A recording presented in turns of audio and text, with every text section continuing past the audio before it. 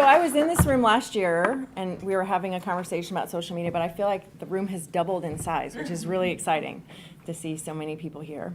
So we're going to talk about social media today, and I'd like to start by talking about kind of the philosophical part of it first, and then we'll take a little break and then kind of dive into the more practical part, the how-to. We'll take a look at some examples. We'll look at your accounts if you're willing. We'll solve some particular things. Don't have to, but if you want. I heard a over there. But if you want, so we'll look at some of those. And I'll put my own accounts up and we can talk about some things and we can do some things in real time. But I feel like this is a conversation, so hop in and let's just talk things over. I don't want to do a lecture style. So that said, let's roll. So yeah, that's me. That's my stuff there. She already said all those things. So the plan for today, we're going to talk about what's at stake, why it matters, how we do it, both generally and specifically. But first, I want you to meet my grandfather. And he's wearing Hannah Montana glasses because he saw them at the cash register and thought they were cool. But there's a reason that I put him in here to start, and that is my grandfather is 100 years old. He turned 100 in May. And he's still with us and still sharp and still funny and active. And the reason he is in here is because he is a North Star to me about social media. In about 2008, he said to me, "Darling, what is a tweet? Do I need to get one of them or buy it or rent it or what is up with the tweet?" Because he heard about that. And he believes that part of longevity is always be learning something new. His other two pieces of advice for longevity are take a nap every day. Easier said than done, but you can't argue with that. And grow as much of your own food as you can without chemicals on it. And he's been saying that for years before organic was cool. So I feel like if you make it to 100, we got to listen to you. So he's got a point.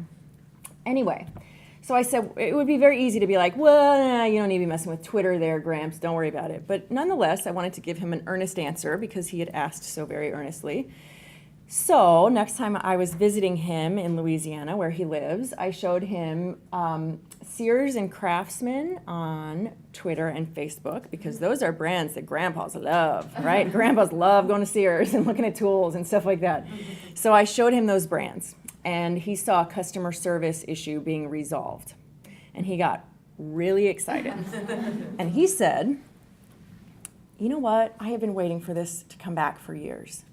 I returned to the person-to-person business model where I knew, like in the old days when I knew the banker and the butcher and the milkman and the auto mechanic and all those things. And even if I didn't get my way, a human being was going to listen to me." And that was like a top of my head exploded when I heard that.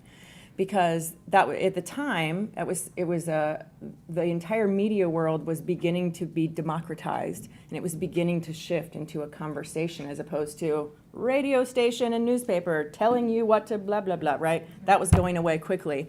And a lot of media outlets didn't want to think about that or believe it, but nonetheless, media was becoming democratized really quickly.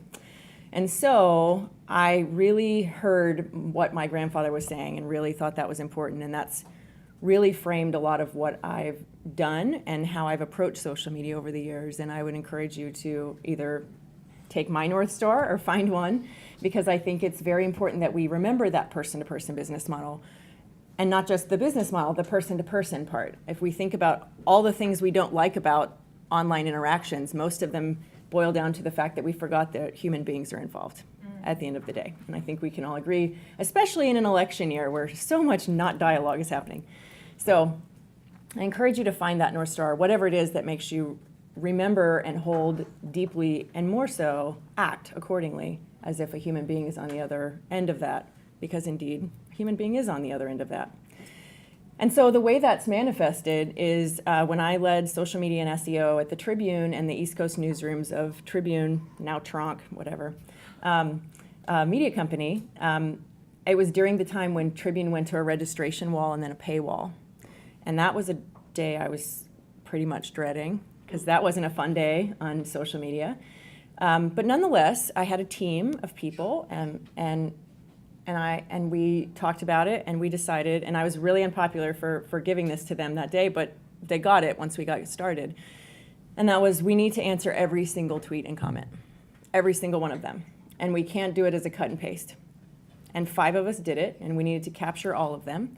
And we did, and so there's a spreadsheet that exists that has about 2,800 comments and replies, and it took us a few days, but we did it. And it mattered because it wasn't just blanketing messages. It wasn't pushing information. It was listening and responding. And such a big part of it was correcting misinformation. Because immediately when that news came out, people were like, damn you, Tribune, you're not getting 50 of my dollars just to read the news. Screw you, I have a right to information. It was like, hold up, all we're asking is for an email address. That's all we're asking. We're not asking you for $50, we're asking you for an email address. Hold up. And so I felt like we had an obligation to correct misinformation as journalists, but also to just have a conversation.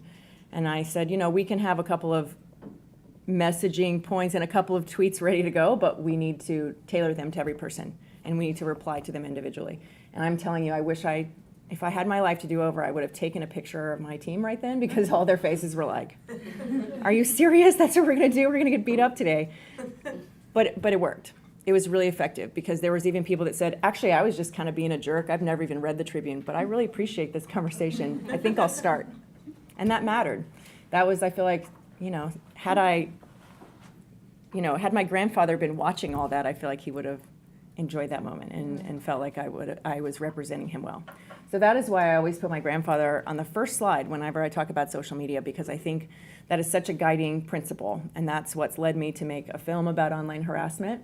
That's what's led me to a lot of social media presentations that I give around the country and world. I recently did one in South Africa and in Ghana, and I think no matter where you're talking about social media, it all boils down to a human interaction, and it really, really boils down to the same thing, and I think that's really important. So we start with grants. So we've already kind of hinted at this, but I think a key thing at the beginning to think about, and again, we'll talk philosophical stuff, and then we'll get into the practical stuff. But I often say collaborate, don't control, and that especially applies to brands. How many of you are managing a brand beyond just your own professional presence? One, just one? That's it? Two, there we go, there's a hand. It was hiding behind her head. So that especially applies to brands, because I think a lot of brands step in it a little bit sometimes, right, when they're trying to really control a message, and we've all seen how quickly that doesn't apply, right?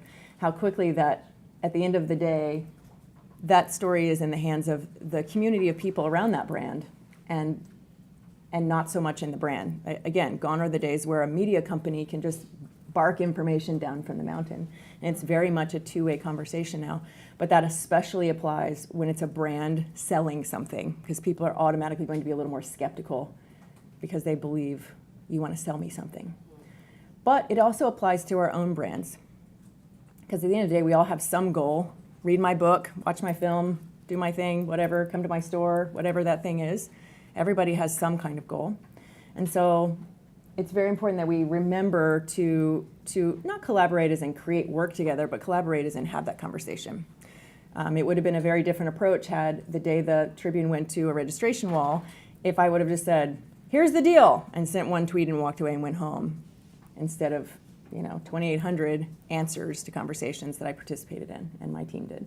So I think that's an important thing to consider early on, which is not to say don't be a thought leader, because it's important to do that, but it is also really, I think, as important, if not more important, to listen to conversations rather than just give and talk. So this is a big one, and I give a 2-hour class just on this one bullet point. Pretty please, recognize your inner troll. And the reason I say that is because we have gotten so entrenched in the habit where it doesn't even occur to us to be kind to each other online anymore. And if you don't believe me, watch anything that is polarizing. There's an election going on right now, so feel free to look into that. But anything, the Oscars, anything. It doesn't even have to be high stakes like an election. I cannot tell you enough. I have seen this happen over an extra comma in a paragraph of a story on a blog, you guys. The blogger put 2 commas. It was a typo, and instead of like, hey, looks like you got a couple extra, it was, hey, dumbass, did you fire your copy editor? Totally unnecessary, but yet every single day there's a human being monitoring social media for news organizations, for brands, and that is what he or she deals with every single day. It is really, really, I believe, a public health crisis, frankly, the level at which we are seeing this, and we are seeing this kind of behavior. And again, I get super hulked out about this and super mad, like Amy Guth smash, because it's such a big deal, and it really is at an epidemic level, and the laws and our thinking haven't caught up with our behavior yet, and it will, but in the meantime, there's a lot of miserable people. And at the Op-Ed Project, we're working with really brilliant academics and experts and public policy people and advocates and all these people doing really important things. And there was a day in which someone with literally life-saving information in her head went on a Talking Heads kind of show, spread her message, did a beautiful job. In one segment, she had an op-ed out. It was doing well. It was, I think, in the Washington Post. And her message was being heard, but the opposition was so loud and so unbearably rude and racist and fetishizing and sexist and awful that she opted out. And she said, you know what? I don't want to finish my book proposal. I shut down my Twitter account. I don't want to do social media, and I'm never writing an op-ed again, and I'm never appearing on media again. Here is an executive. She is a C-suite executive with life-saving information in her head, and she's like, I'm done. I'm out. I can't do that. It was gutting to her. And so we don't think about how sometimes just the littlest, I literally can't even deal with that ad. Like, we are in a moment where that's funny, and that's the chic way to approach, where snark is the default language of the internet, and where we can't appreciate something. Like, Facebook changes their logo a tiny bit, like just the font changed, and people were like, I literally hate Facebook. Like, it's a font, you guys. Who gives a damn? Like, let it go. There's starving children in the street. Like, let's worry about bigger things, right? But nonetheless, I encourage you to really, really, with a very open heart and mind, consider how you might be contributing to that. And especially when it comes to reaching across the aisle. And the reason I put that caveat in there is because there was somebody, so part of the funding for my documentary came from Kickstarter. And there was someone who was a backer on my Kickstarter that's very much, very, very much committed to making the internet a safe place, especially for women. And this person was very, supportive of my Kickstarter, and, hey, have you 5 days left, you guys, let's help her reach this goal, and was being really supportive of me. And then Ann Coulter was tweeting one night. Inner troll.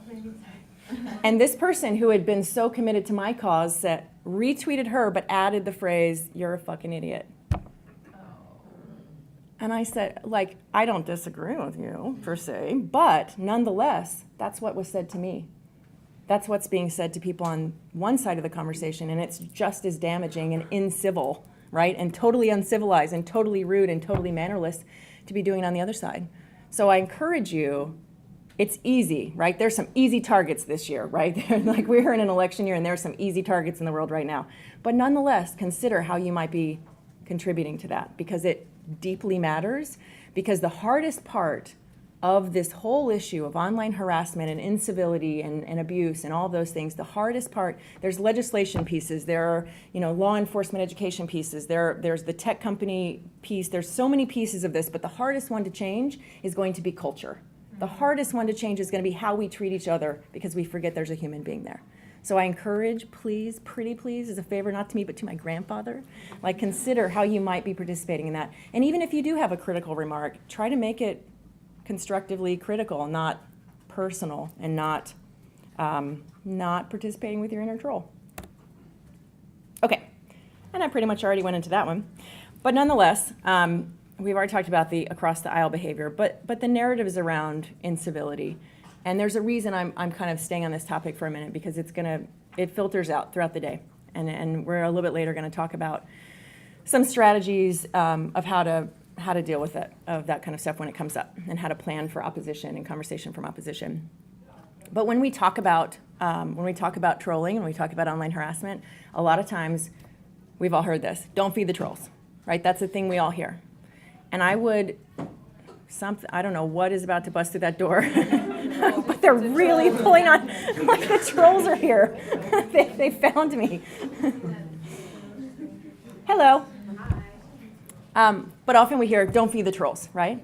And the problem with that, especially for young people, is that the message we're sending is here is this Wild West dangerous place.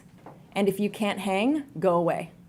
Then you can't participate in it. Instead of saying, hey, let's all together decide it's not acceptable when the internet is a dangerous and scary and mean place, right? We all say, well, if, to be fair, sometimes trolling is so stupid it's not worth a comment. Absolutely. But I would challenge you to not make that your default setting of don't feed the trolls, because sometimes it does matter to stand up to someone. It does matter to come back and say, actually you've just broken Illinois law. I'm just letting you know what you just said to me is illegal. And that'll back someone down real quick. So look up wherever you live, look up what your state law is. And then the federal ones too. There aren't many, but there are a few. So because the message we're sending, especially to young people, especially to young women, is that the internet and the world is a dangerous place, and there's no one who will protect you or stand up for you. And if you can't hang, well, too bad. This is the default. The default is dangerous and bad, and that's not going to change unless we all decide to change it, unless we decide that the culture needs to shift. And again, the hardest part is going to be the cultural shift. We can do legislative stuff, we can do all these things all day long, but that's going to be the hardest part. And so I really push on that a lot, because it's going to take person-to-person effort where we all just kind of decide, all right, I'm not going to participate in that. I'm going to have constructive conversations back. So it's changed the way I use social media for sure. When I see someone being trolled, I'll usually say something. Hey, that's not at all what the article says. You should read it.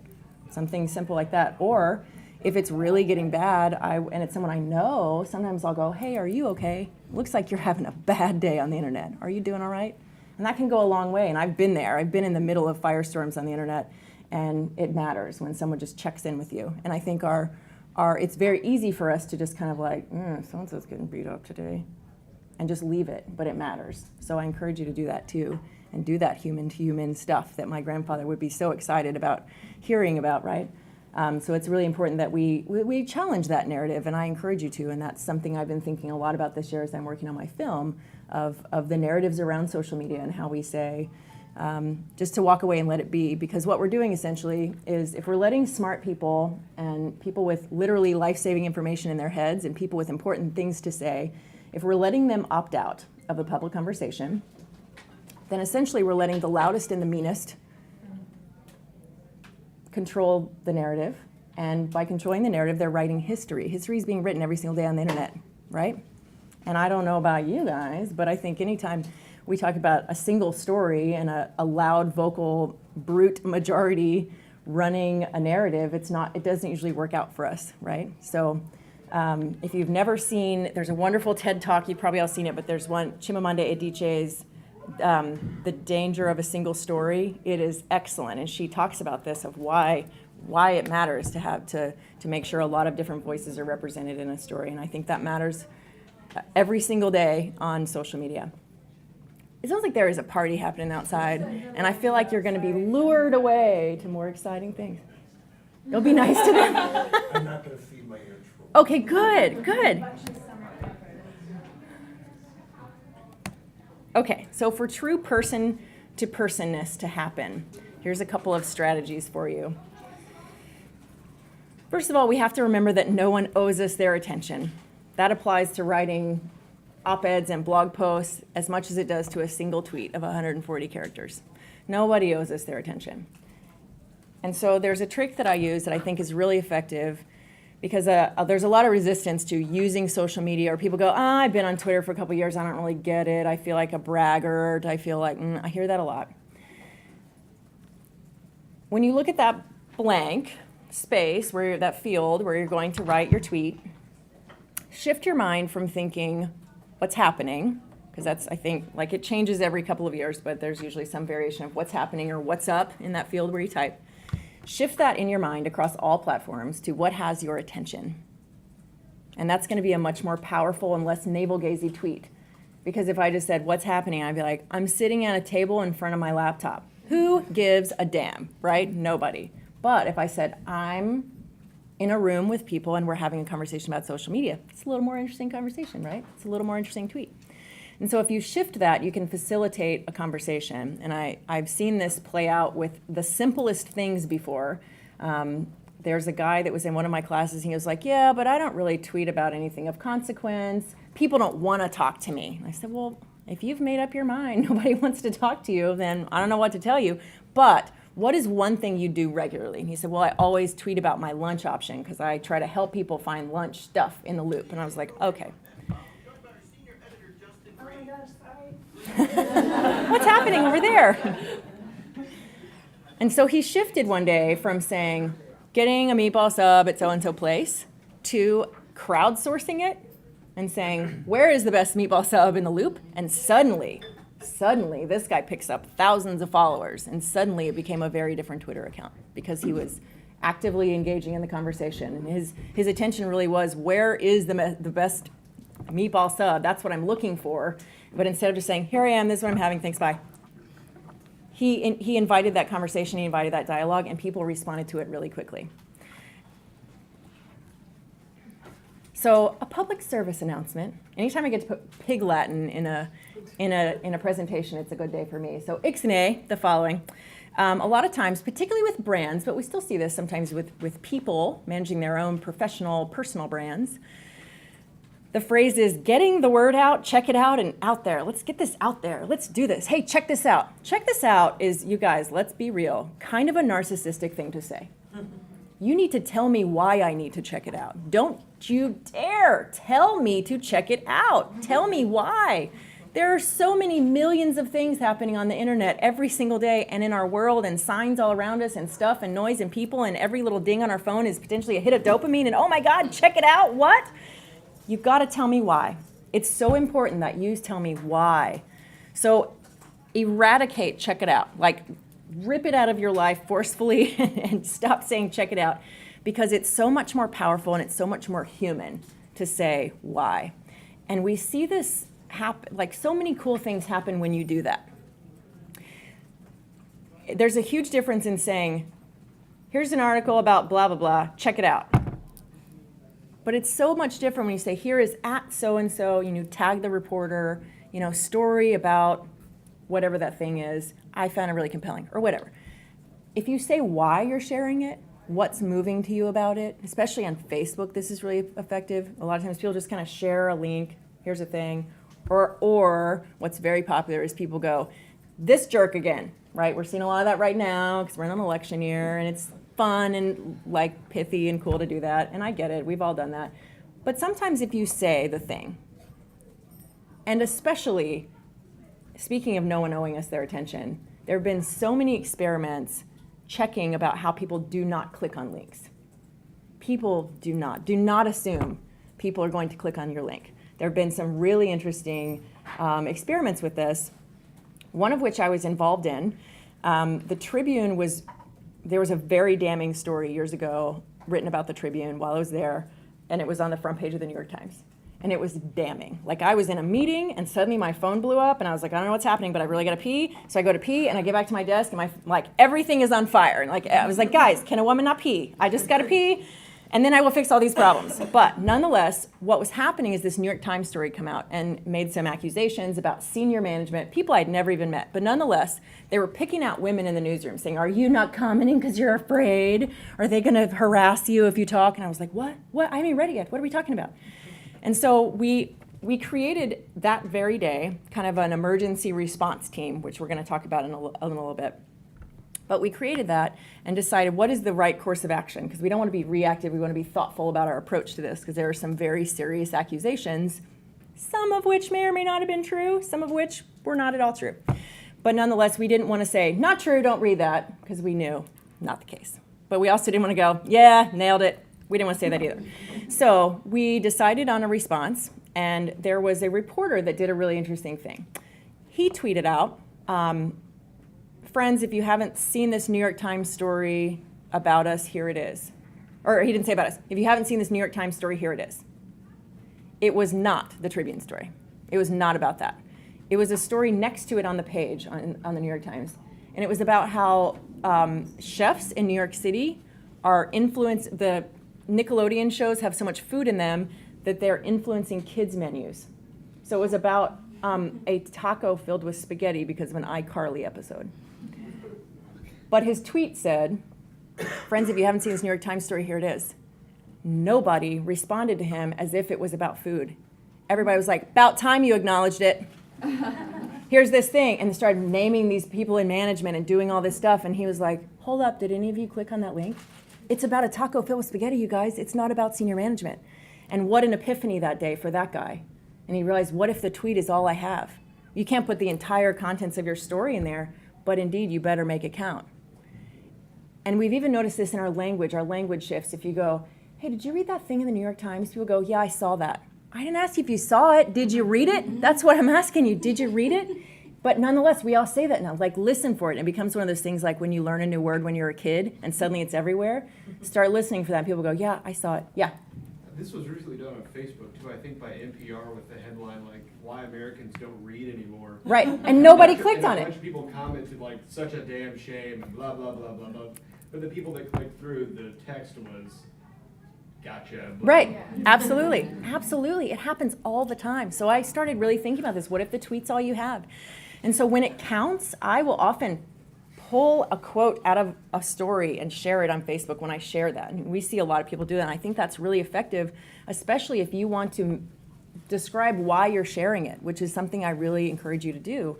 If you don't necessarily want to say, I think blah, blah, blah, blah, blah, you could say, I found this compelling, and pull out that one quote or pull out that one little paragraph that's important to you.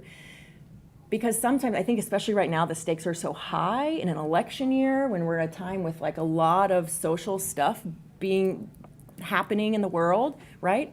It's really important sometimes to get people to the bottom of that story or to that one quote or get to that one part. And you can help that by pulling that quote out and sharing that up top on Facebook or summarizing it or something for Twitter. There's a little bit we'll talk about later about some search engine targeting you can do, especially with Twitter, that's really, really effective. But it's an easy way for you to, depending on where you put words in a tweet, and I always say, write for human beings first, robots second, but sometimes to help you, if you have a choice of a couple of ways to word things, there are certain places you can put a word in a tweet to really help yourself claim expertise and subject matter stuff in Google, which we'll talk about a little bit later. So then this one, we've kind of danced around a little, but nonetheless. A lot of times when brands are building social media strategies, I get brought in for consulting work a lot, and people do not want to talk about opposition. They're like, we'll deal with the crisis if we have it. Like, how about this? Assume you will have a crisis. Assume you will. With brands, it's especially important, but we need to plan for that ourselves because there's nothing like a big storm of crazy on the internet to totally ruin your day, right? And it doesn't take much. Like sometimes the most innocuous thing can blow up your Facebook or blow up your Twitter, and the littlest thing, like poor Leslie Jones just this week, right? This guy that got banned from Twitter. I stumbled into that by accident because I went and saw that movie, and then I realized a friend of mine reshared something on Instagram that one of the actresses had posted. I was like, oh, I should connect with all of them on social media. That'd be fun. And I'm looking them up on Instagram and Twitter and walked right into this. Like, I look up Leslie Jones and hear all these like vile tweets, and I'm like, what is happening right now? Did you not see this? You're looking at me like, what? Oh, it's really horrible. But why is he banned? Long story. Was he trolling or like hate speech, racism? Yeah, beyond troll, he's like he has described himself as like the supervillain of the internet.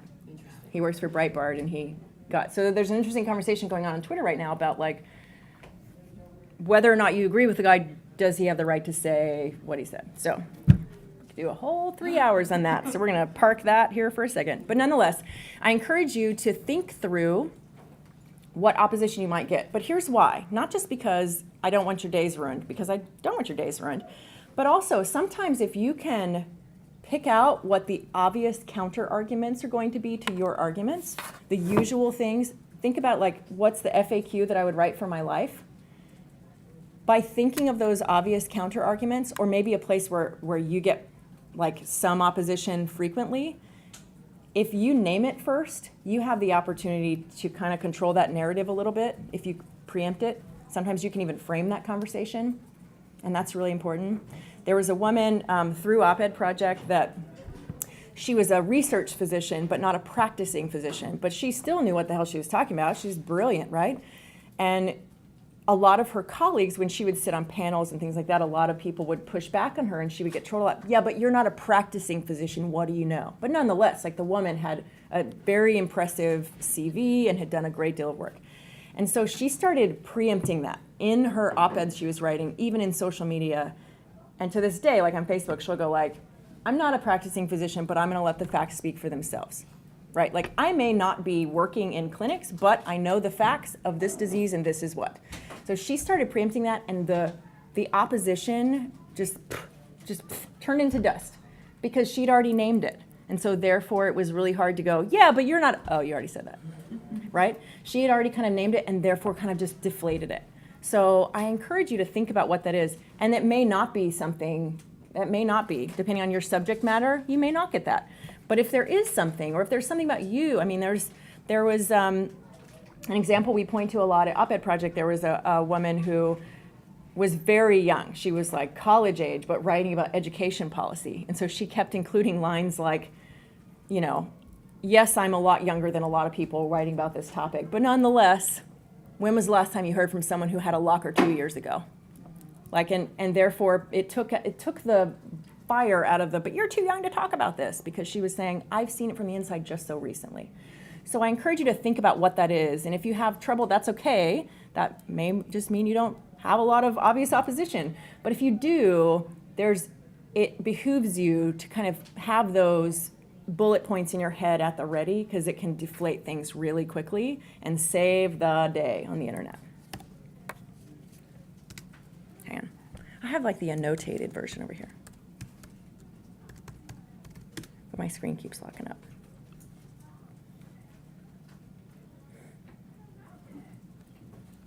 All right. Actually, the other point I want to make on this slide before I move on is, if you've ever read any George Lakoff, I encourage you to do so if you have not. He talks about this idea, and this is especially important right now in an election year. He talks about moral frames. And it's the idea that, you know, we can't make up our minds fresh every single day, so we kind of buttress information over time, and we sort of build this structure in our minds to set our opinions on. And it becomes as such that when we are presented with facts that agree with that structure, or not even facts, but, you know, any information, we're like, it's a fact, I believe it.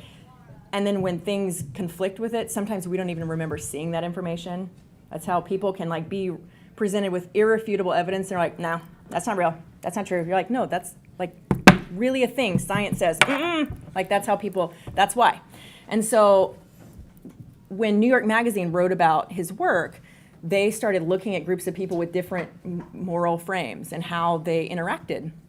And this plays out so interestingly on social media, because when they looked at like a conversation about abortion, it was like conversation about women and rights, and a conversation about a fetus. And it was like two things that are missing each other. So there was no way that conversation was ever going to be productive and ever going to move the needle, because they weren't even having the same conversation. They were just hurling facts at each other and that weren't landing. So one theory and one thing we try to do with the Op-Ed Project a lot is, instead of just trying to pull someone to your point of view, because let's be real, when was the last time someone said something and changed your mind? 20th and never, right? Never. You use, conversation in times of opposition or conflict, things like that, to make the space to have the conversation.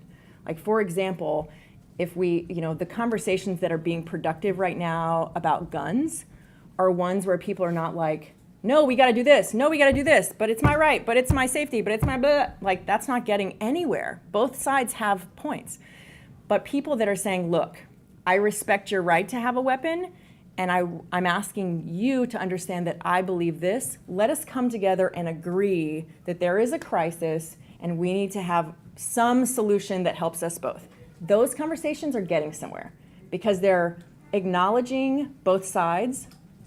And here's the hard part, especially in an election year, especially like here we are just like a day after Oh, everything on TV last night. Oh, I haven't even recovered yet.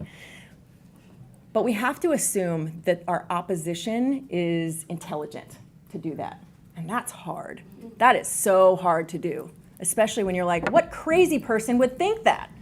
It's so hard to do, but try it. Try it for a week. As you're going around having conversations online, again, it's going to be really hard because it's an election year and it's a weird one, and I acknowledge that fully. But nonetheless, try it for a week. Anytime you see something that you're like, what in the world? How could that person say it? What an idiot, right? That's our default. What an idiot. Challenge yourself to just like, okay, how can I find a place where I think this person is intelligent? I know this person believes what they're saying. It's not easy, and you will not always succeed. I don't. But nonetheless, if you try to find that spot, it will help you facilitate a very productive conversation online as opposed to a, you are so wrong. Because that's not going to do anything. When was the last time someone told you were wrong and you were like, oh, you're right, I am. I'm going to stop being wrong right now and agree with you. That doesn't happen. So I invite you to look for those spaces and it might feel slow because you're like, but I want you to think what I think all the way over here right now. But progress has steps. And sometimes we can use those moments of opposition to foster dialogue. And there's a recent example on my Facebook page. If you can't find it, send me a message and I'll point it out to you. But there was an example that somebody came in guns a-blazing and said, like, I don't even know who this guy was. And he was just ripping, all Americans do the following, all women do the following, all white people do the, and I was like, please stop, hold on, just a minute, wait up, stop. I don't do any of the things you've just accused me of, so it's not fair to say all, like, hold on. And I wanted to say, you are a dumbass, sir, please stop. But like I was like, his behavior is not going to dictate my manners no matter what. I'm going to just keep coming back, trying to facilitate a conversation and meet him in the middle. And it took several comments, but nonetheless it worked. It eventually worked, and people started responding to me and sending me private messages that were saying, that was really interesting how that happened. That was cool how you did that. How can I? So it's effective. Sometimes you won't have the time to do it. Sometimes you won't have the patience to do it. Sometimes like the comment's too dumb and there's no point. But when it counts, that is a great technique to keep assuming your opposition is intelligent, maybe even moral in their way, and keep having that conversation as civilizedly as you can. It's not going to be easy, but I'm telling you, the cultural shift, the human part, is going to be the most difficult and challenging to shift to make the internet not only a safe place, but a productive and interesting place again. I saw it, yeah. Yeah, I was going to say, what you're talking about makes me think about this book I read. It's called Epistemologies of Ignorance. I forgot. And so it's Yeah. just about understanding people's way of knowing, and I don't know, as you were talking about like intelligence, and so like, and this book is not necessarily about finding the intelligence, but finding the ignorance that they have, and just understanding like that's their truth. Yeah. And like, you have your own truth, and that you need to understand that when you're talking to people. Yeah. In order to, like, And that's hard. Yeah. Like, we're not wired that way, and especially in the default language of the internet that we're in, we're supposed to be like, you're wrong. Yeah. God, why? Like, we are doomed as a people if we keep, on that path. Yeah. Or just one strategy I use a lot is thinking about, what beliefs and experiences Yeah, led exactly. someone to react that way, and then maybe like getting into those can help get to that productive. Exactly. That productive place is so important, and it is magic, to tell you the truth. If you can get there with somebody, I mean, I've seen it in customer service examples, and those become like your biggest brand advocates. Like, what, 10 minutes ago, you said you wanted to blow up our building, and now you're like flying the flag for us. What's happening? But I've seen it happen on interpersonal levels. I mean, I've seen so many interesting things happen out of that have like made collaborations happen, that have made so many interesting things happen. So I invite you to just experiment with that and think about it. On lighter things, we're like going into heavy social stuff, but even on some kind of like lighter notes, I've seen some fashion brands and fashion designers recently start doing this kind of preempting opposition thing by getting ahead of, because it's right, the thing people will pin on fashion quickly is about labor rights. Like, that happens really fast. So a lot of fashion brands are getting out ahead of it and being really transparent with like, this is where our stuff is made, or this is where, or I really believe in this. I recognize this is wrong with my industry, so I'm going to support this organization and do this and invite you to do the same. And it's so interesting how people feel like they can trust that designer more or trust the conversation a little bit more because they're like, I know my industry's broken. I know there's issues attached to it. Here's how we're gonna get through it. So I invite you to think through all of that good stuff. Oh, I skipped. I've got all these notes of like all the stuff I have to talk to you guys about. Yep, got it, done, boom. Okay, we've already talked about the North Star. Okay, so then a word about buzzwords. They're everywhere. At the Tribune one time, I was in a meeting and there was a guy who said, let's do some calendarizing to assess the performancing of the blah, blah. And I was like, what just happened? What did you just, let's have a meeting? Is that what you just said? Like, I think that's what just happened. But what was interesting is that no one did it. And this guy was notorious for lots of like really lofty buzzwords, and like people kind of poked fun at him. But one day I had a conversation with him, and he was really fed up and pissed off because nobody listened to him. And he's like, no one respects me, no one's listening to me. I can't get any colleagues or my team or anybody to do anything.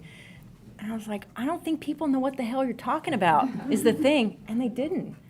And so not only do buzzwords, and buzzwords have their place, right? Like every industry's got some stuff. There's some little shorthand we have in journalism that if you're not from that world, you're like, I don't know what language these people are speaking. And it's about speed of breaking news and communicating with an editor quickly and blah, blah, blah. And every industry's got them, absolutely. Like the legal world, the financial world, every industry's got those things. The theater world, everybody has buzzwords. And they're effective because they identify you with your tribe, and they make you, they help you communicate with your people in a succinct and easy way. So they have their place. But it's important to be bilingual and speak not buzzword too, because, well, many reasons, but one of them is that it keeps people from having a seat at your table. If they feel like this conversation is all inside baseball and I have to know before I know, I can't participate. And I don't know what I can do. And this reflects in social media a lot of times. You'll see an industry-specific account or a professional working in an industry locked in those buzzwords. And a lot of times people have trouble connecting with that person's knowledge because it's so locked in those buzzwords. And so it feels very inside baseball, and it frankly gets a bit elitist sometimes and exclusive, and it keeps people away from those conversations. But also, there's a great video that Stephen Johnson did about the nature of ideas. And it's like a whiteboard, and he's drawing, and oh my God, I wish I could draw like him. But he's like talking and drawing as he's going. It's based on a book he wrote. And it's about ideas and how they like crack into each other and big ideas happen. And how most big ideas are things that are like percolating in your head for a long time. And then someone else says something, you're like, oh my God, I was thinking that too. And suddenly this new, bigger thing is born.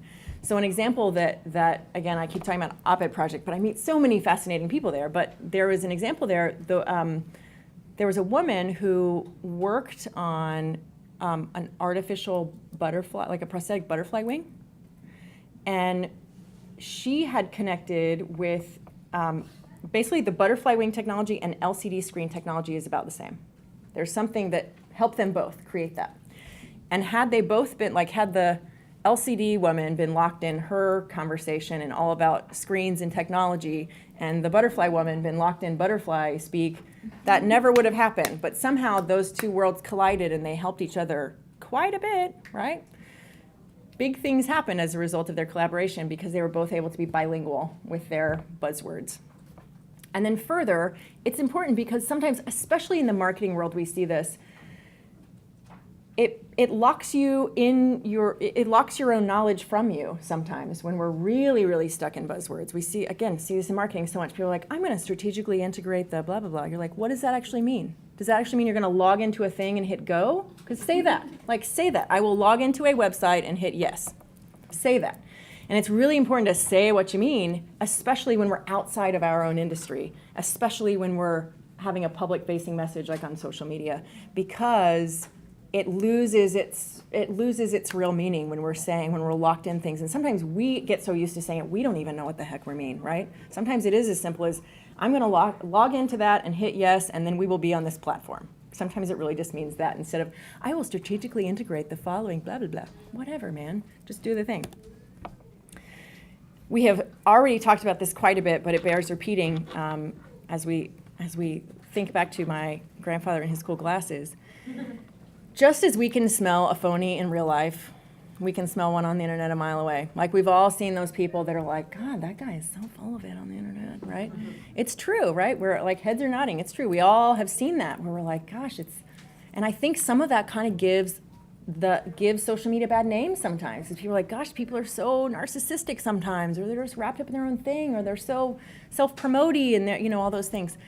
That authenticity is so, so very important. And in a second, I'm going to talk about a specific formula that can help you from feeling like a shill on the internet, because that's really important.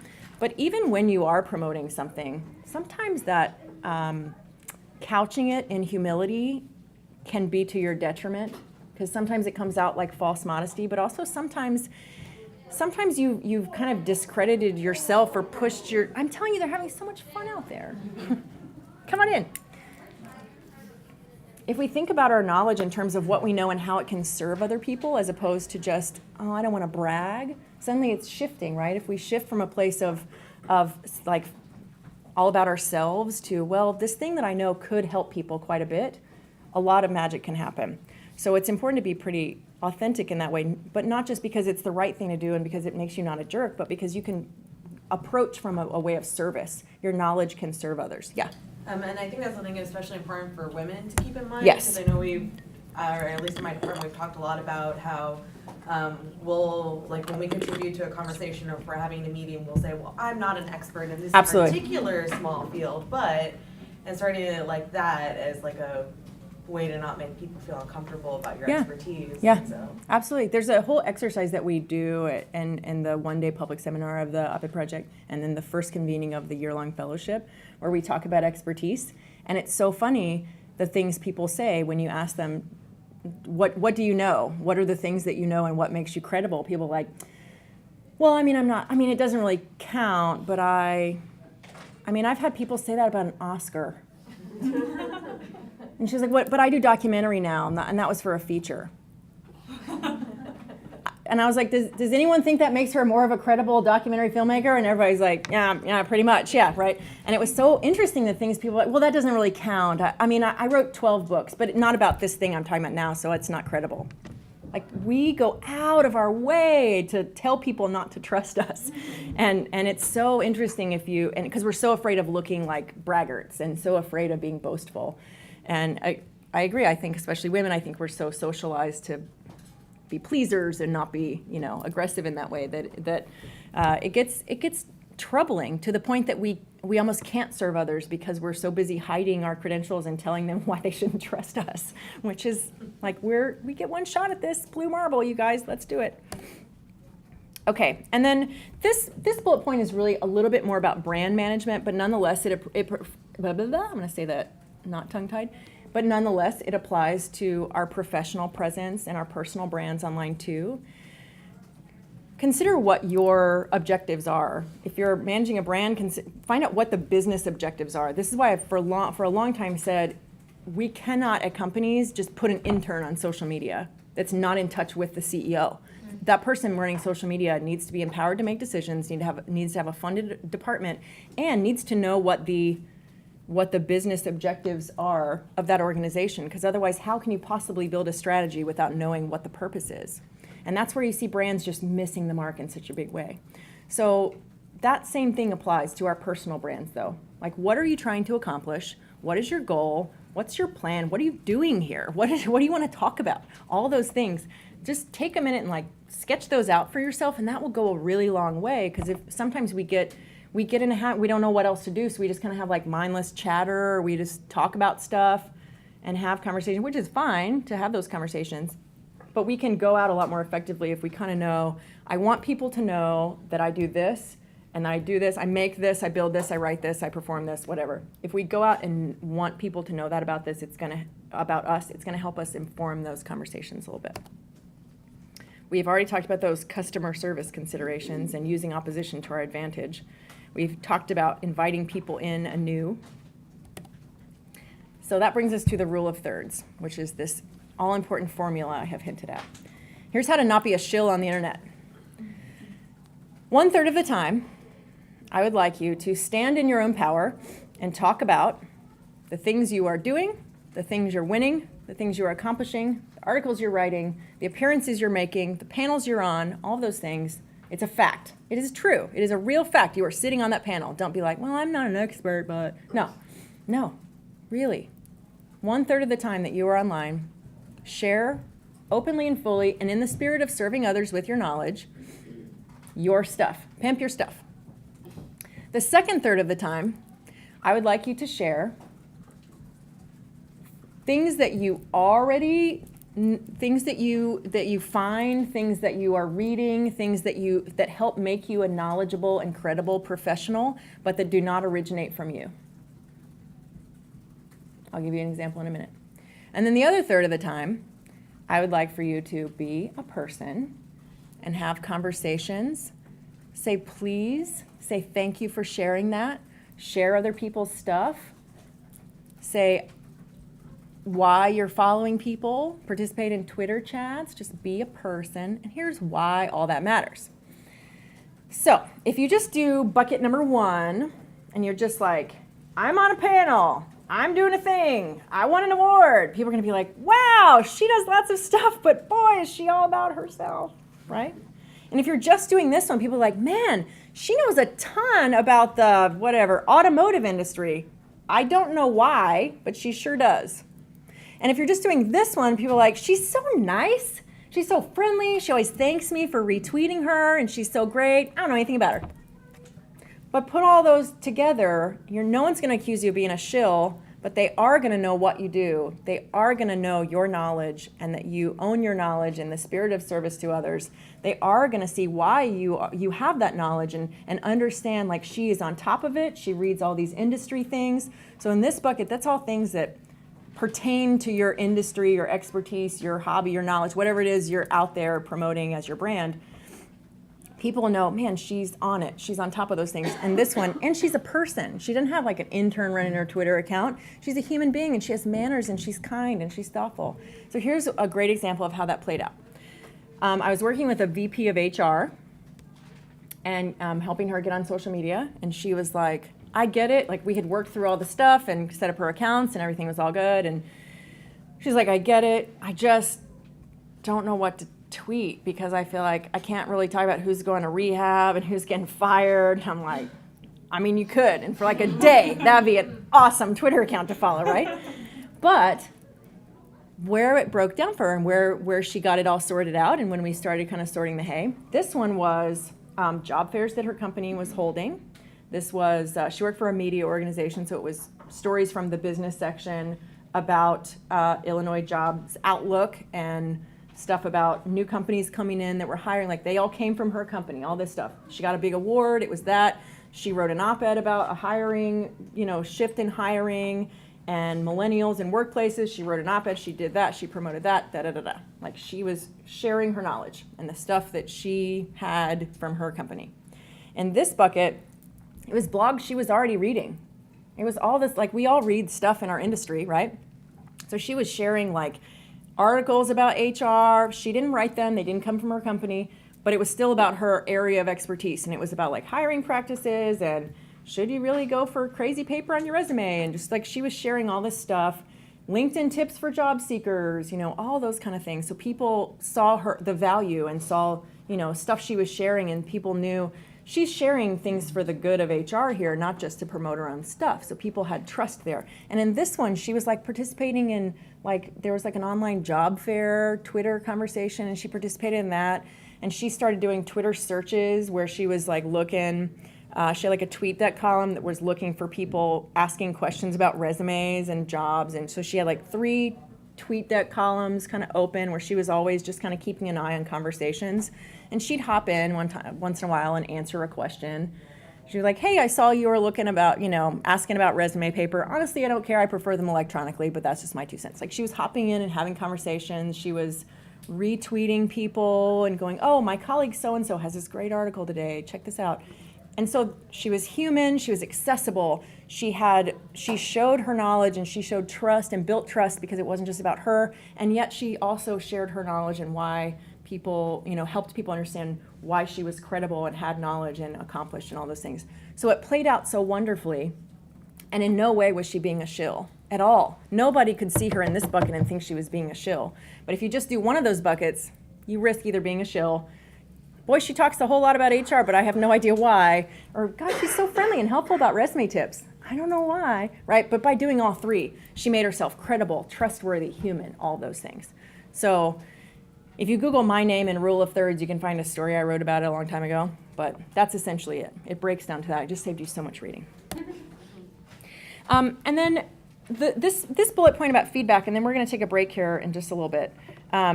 This point about feedback is an important one because it kind of falls into that buzzword conversation and kind of falls into the check it out category. We're real bad about this in email, but we're also bad about it on social media. A lot of times people, because I get, I don't know, probably about 200 or so email pitches in a given week of have my person talking about their book on the radio or do this or write this story about them or whatever. And so many times people just say, my client does the following, and here's the thing, or I wrote this book, and here's the thing about it, and then they close with, let me know what you think, or check it out. What do you want? Like, we're grown-ups. Like, let's just tell each other what we want. Like, it's so important because, and I see this in tweets, and I see this in Facebook messages, I see this happen all the time. We don't make the ask, and then we go, no one ever wanted to interview me about my book. Did you ask anyone to? No, you said check it out. Well, then you didn't. Stop, come on, right? It's really, we have to make that ask, and we have to be specific when we ask for feedback. And we have to really be thoughtful about it because we've seen it backfire for brands. We've seen it backfire in big ways for brands and some celebrities sometimes. A lot of times you see celebrities going, I'm killing an hour in an airport, ask me anything. Well, that'll get you a one-way ticket to whoops because someone will come out with something really controversial like, okay, tell us about this picture. And you're like, okay, I'll answer anything but that, right? Like it doesn't take much. If there's dirt out there about you, don't do that. Not judging. If there's dirt, there's dirt. Just own it. It's fine. But when you ask for feedback, really say, my book is out and I'm looking for interviews in the Midwest. Like, come out and say, I promise you, I might feel like I don't like self-promotion. Again, you are not only hurting yourself, you're hurting how your knowledge can serve others by undermining that and downplaying it. Just like, well, just tell me what you think. About what? Your website or your ability to write an email or what do you want to, what? Like, I don't know what you're asking me. And I'm being like dense and tough on that on purpose because it's so important to help each other with that, that bilingualism and that those ideas colliding. Sometimes we have to help each other with that a little bit. And I promise you, if you say things like, I have a book out and I'm looking for places to talk with people about it in the Midwest, people are going to start tagging people in that comment thread. I promise you. They're going to be like, oh, Amy Guth, you put authors on the radio. Let's talk about this. And oh, so-and-so, you write, it's the blogger that writes about authors or whatever. I promise you people will do that. But if you just go, my book's out, and everybody's got a book out, right? Like, it really matters to make that ask clearly and specifically.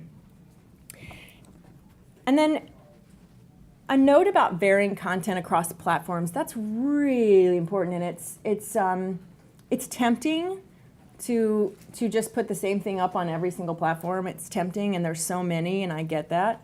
But look, social media is only going to be a time suck if you don't have a plan. If you're winging it and just throwing spaghetti against the wall, it's going to feel like you spent all day on it. Take some time with a piece of paper and a pen and think about your purpose and think about what you want people to know about you and think about how the rule of thirds might play out for you. And then think about the platforms and what you can do with them. If you just start going willy-nilly, you may not achieve the things you're going to achieve. You might, but you may not. And I see this a lot, and here's why this matters. If I have seen something like say a funny tweet that you wrote or a really powerful story that you wrote and you tweeted it or whatever, more than likely I'm not going to see all your social media at the same time, right? We're all going to find each other tweet by tweet and Facebook post by Facebook post or Instagram photo that someone else shared or something like that. And if I look at your tweet and I'm like, wow, that is such a brilliant point, I'm going to go connect with her on Facebook. And it's the same thing. I have no reason to connect with you on Facebook because I just got that information on Twitter. I have no reason to connect with you anywhere else if it's all the same thing. And so it matters, and your audiences behave differently on those platforms, which we'll talk a little bit more about in a second. But those audiences behave differently on platforms, and so it's important to speak to that, and it's important to behave accordingly. You know, we're gonna, just as we're gonna behave differently in like a gas station as we would like in a fancy restaurant with white tablecloths, right? We're gonna probably behave a little bit differently. We're gonna behave a little bit differently on different media platforms.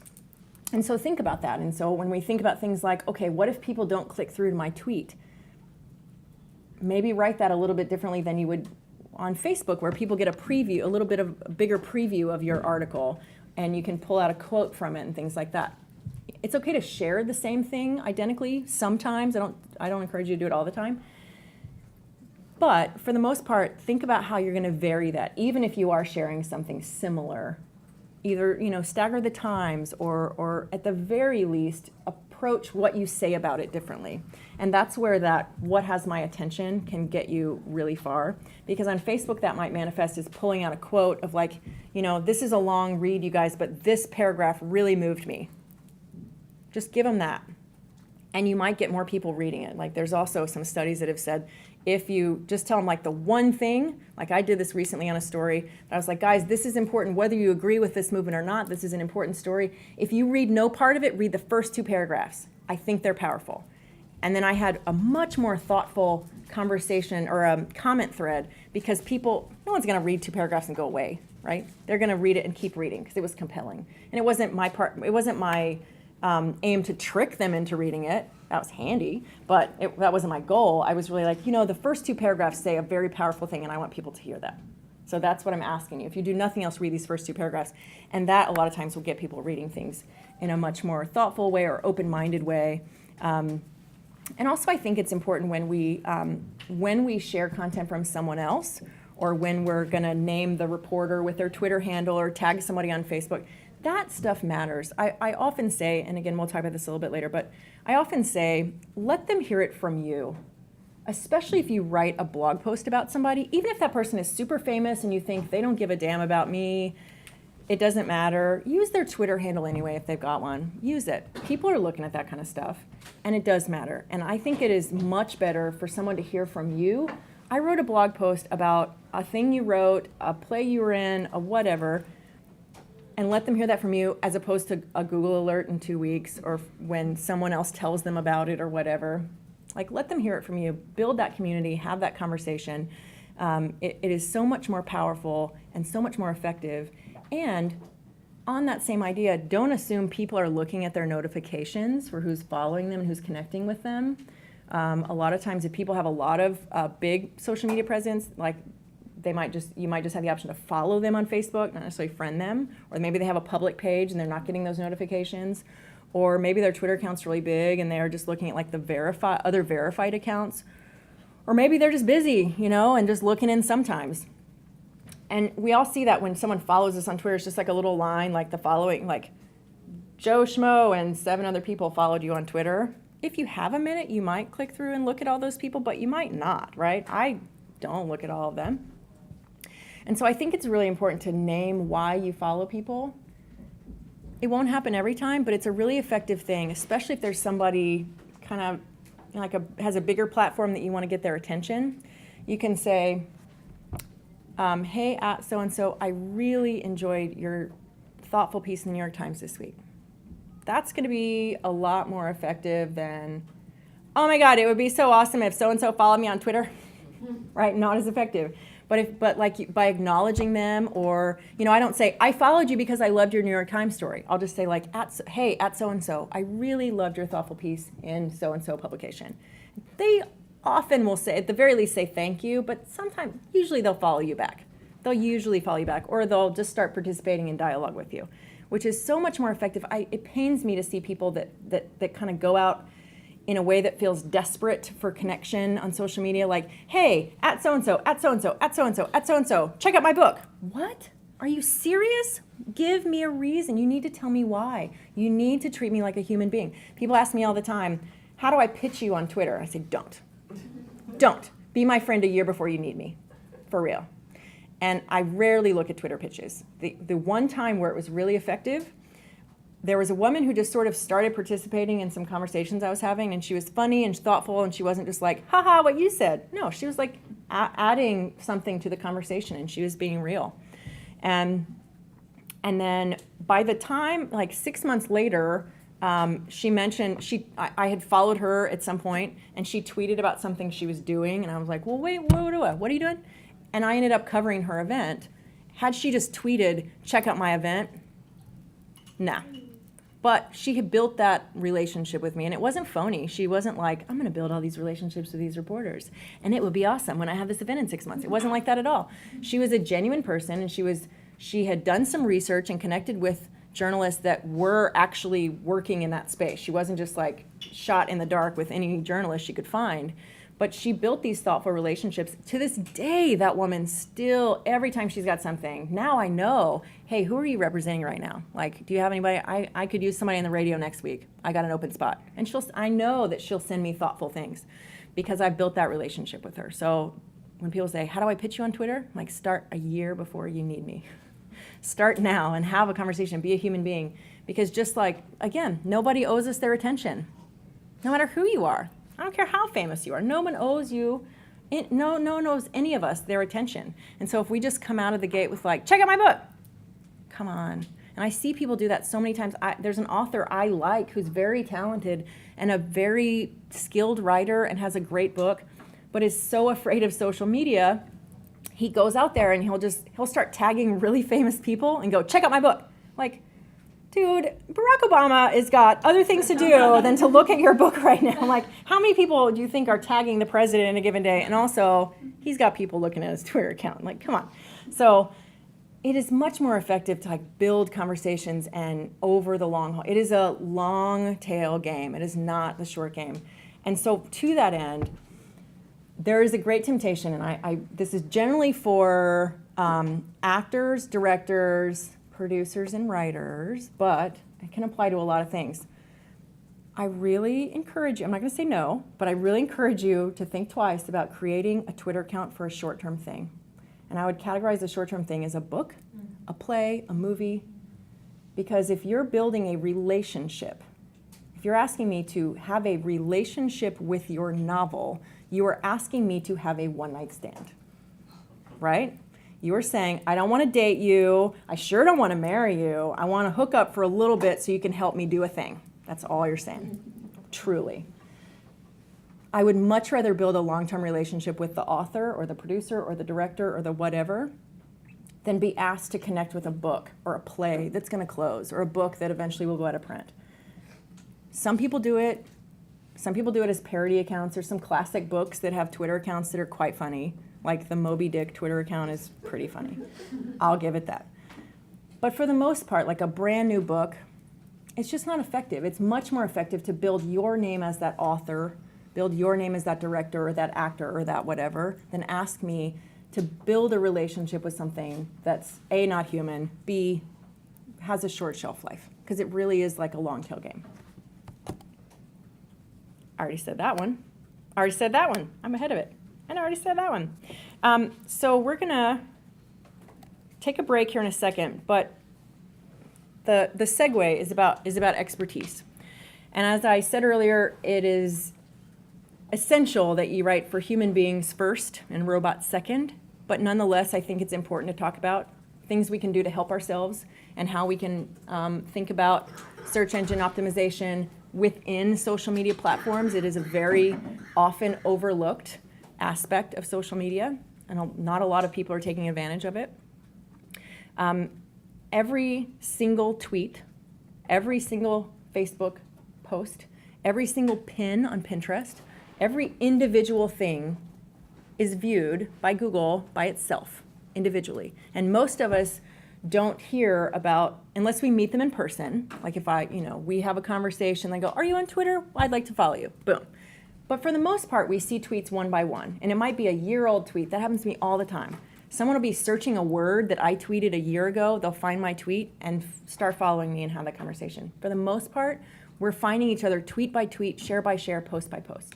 And so it's really important that we think about, and again, do not, if I see any of you going out there and suddenly writing like robots, I'm gonna be so mad, don't do that. But sometimes you can help yourself. Sometimes if you have a choice of how to word something, putting that important word first in your tweet, and we're gonna break it down in a little more detail of exactly where and what word, that can help you so much I cannot even tell you. For example, and again, Google has shifted a few times how they index tweets, how they view each tweet, but right now it's in a very positive way. When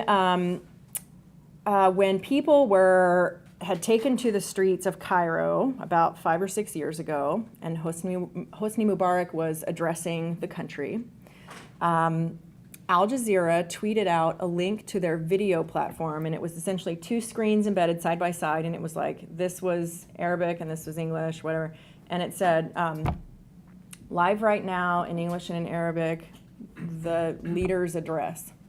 Did not say Egypt, did not say Mubarak, did not say Cairo, did not say any of those words in the tweet. I happened to be looking at Twitter right then, and I tweeted something like, because everything was unfolding so quickly and so rapidly in Egypt that day. I said, like, Egypt, Mubarak addresses nation, live stream, link, and then went via Al Jazeera. And I gave them credit. It was to them. But I wanted, like, people follow me because they want news, they want information. I didn't have that story. I wasn't in Egypt. But I was like, my people following me might want to know about this. So I shared it with them. And for an hour and a half, my one tweet was doing better in search results than Al Jazeera's tweet. And Al Jazeera is a big ass account, right? That's a huge account. But nonetheless, I started picking up all these followers. All these people started coming to me going like, oh, wait, that's the tweet. When I'm searching this, that tweet is appearing higher than others. She must know what the heck she's talking about. Joke's on them. I wasn't covering the Middle East at the time. So like, hope you weren't counting on a lot of Egypt stuff from me. But nonetheless, there was some. And it brought people to me as a journalist who otherwise were not in my market and not looking at me and not, they weren't just like, who are journalists named Amy in Chicago? Like, no one's doing that, right? They're looking for the topics they care about. And there was my tweet for an hour and a half doing really darn well in Google. So let us take a little break.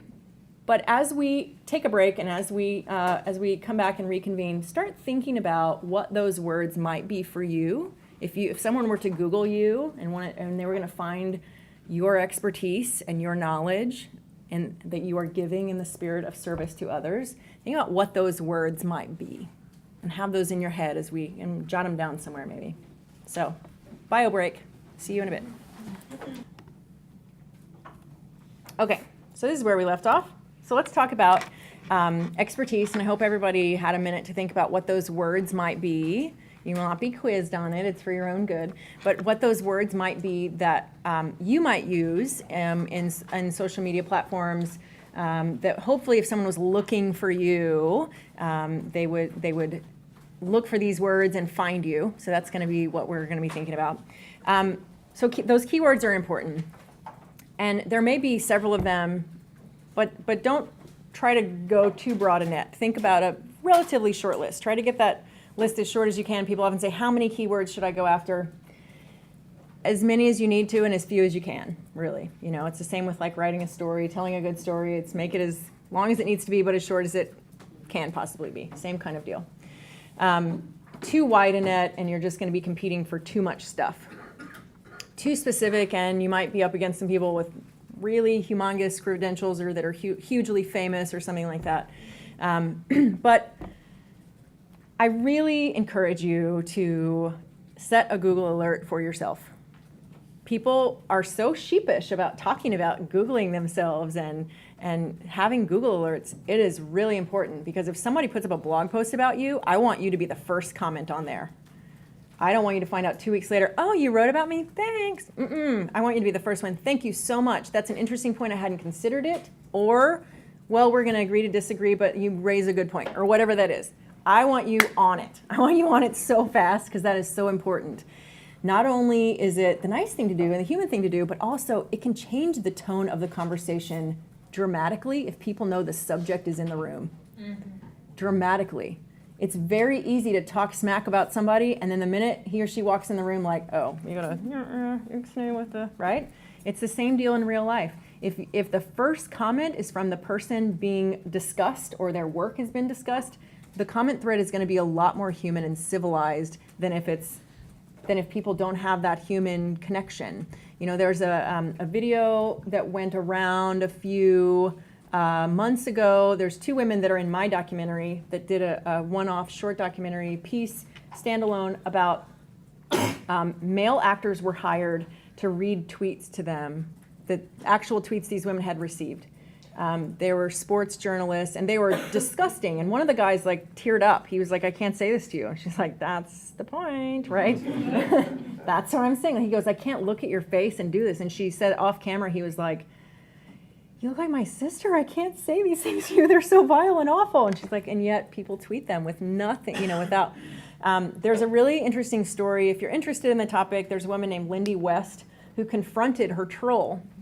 Her father died, and she mentioned it on the internets. And somebody got a picture of him, set up a Twitter account, and pretended to be her father and said horrible things as she was grieving. I mean, the death was quite new. It was just weeks old. Started saying things like, "Well, you know what? I was always embarrassed of you anyway. I'm ashamed of you. You've let me down." Things would be hard to hear anywhere, but especially your parent has just died and this fake account is tweeting those things. That would be really unsettling. Well, she confronted him. So if you Google her, there was a This American Life episode about this, but there's a really compelling story about her. She confronted her troll. And the picture that you will see is her and this dude and their arms around each other. And they made peace, because when looking at each other's faces as human beings, he couldn't quite carry on in the same way.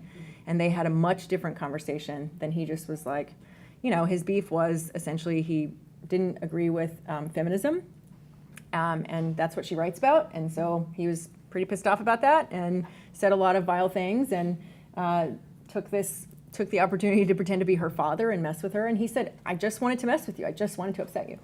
And so it is really important. That is a tangent there that I am prone to tangents, but nonetheless, that is that human part is so important, and that is a way to help get out ahead of some of that conversation by when there's a blog post or when there's a tweet about you, something like that. Did I see a hand a second ago?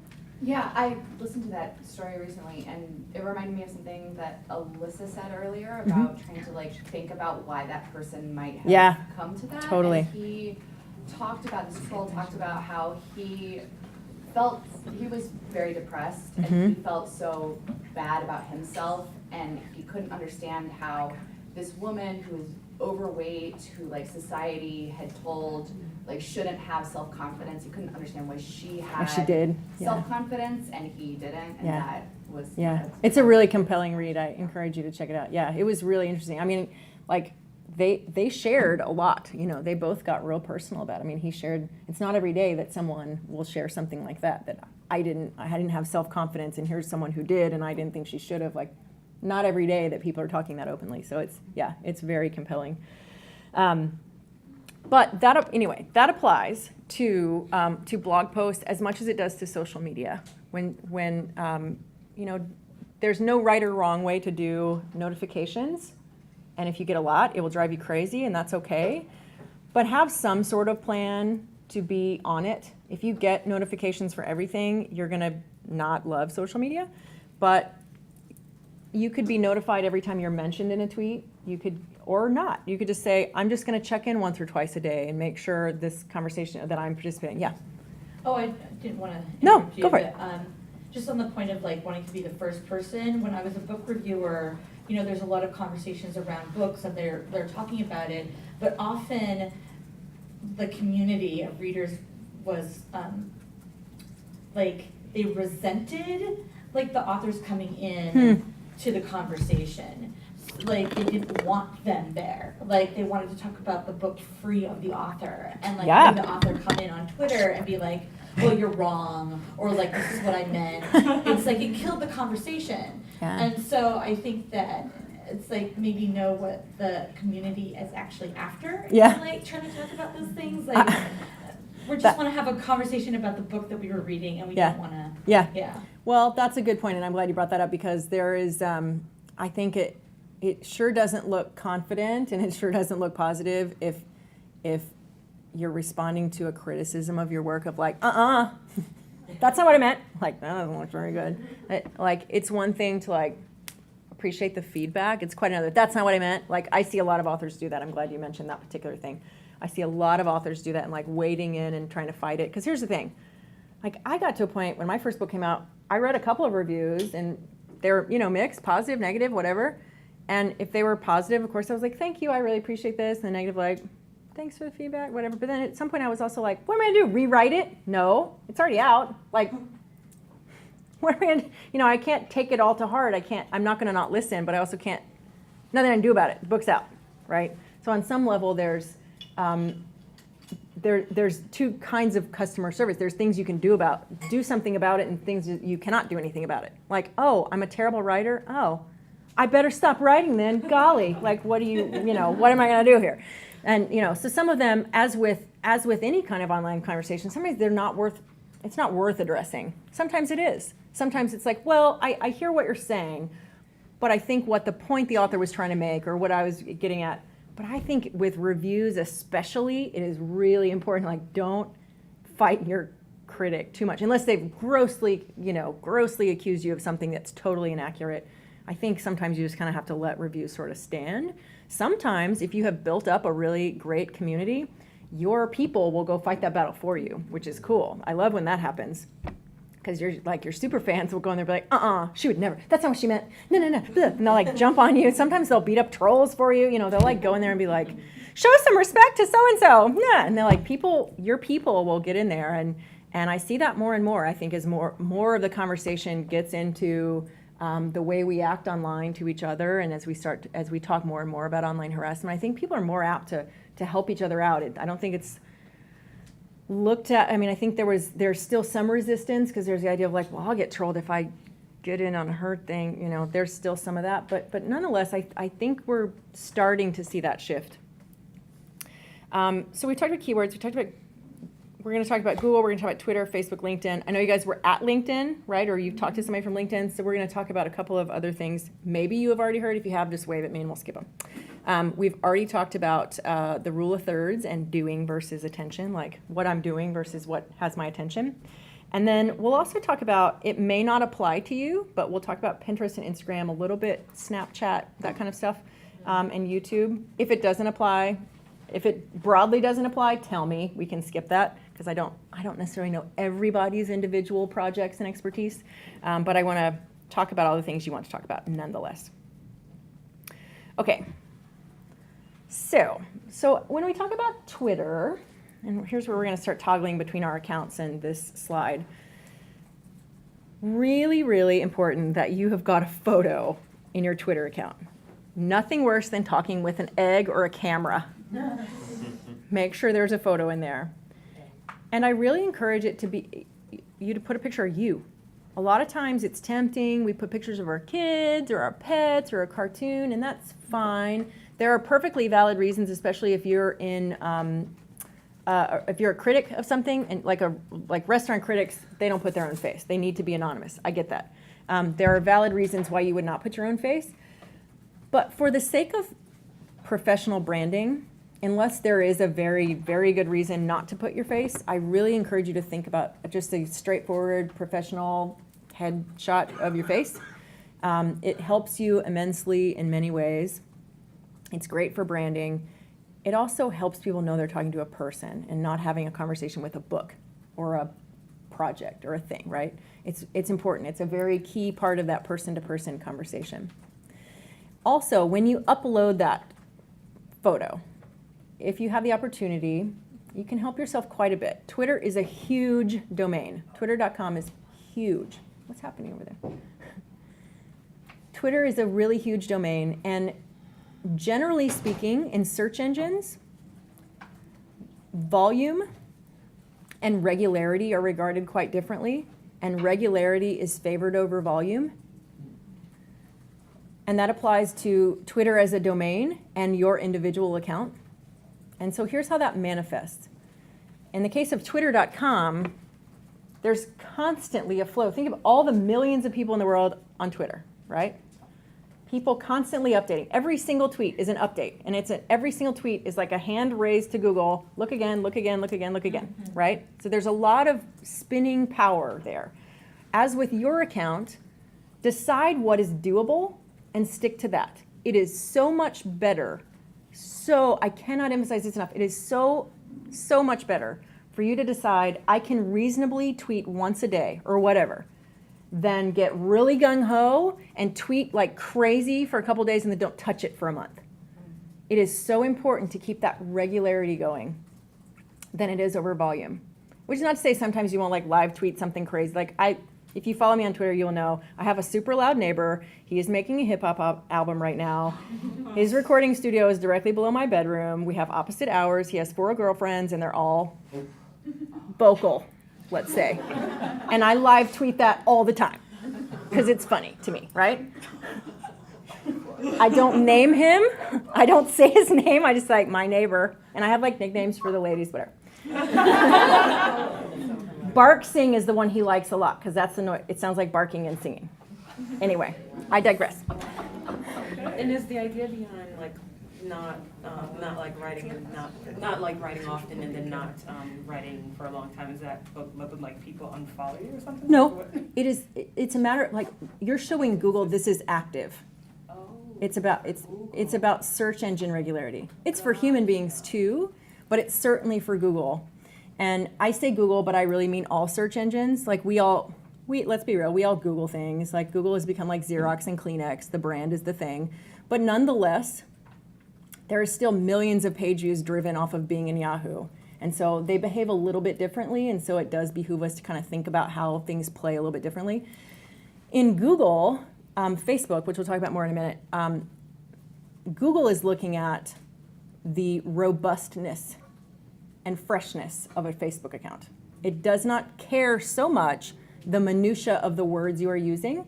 It cares, are you regularly updating and tending to this garden? I think a garden's probably a good way to look at social media accounts. You can't just like put all the flowers in the ground and walk away.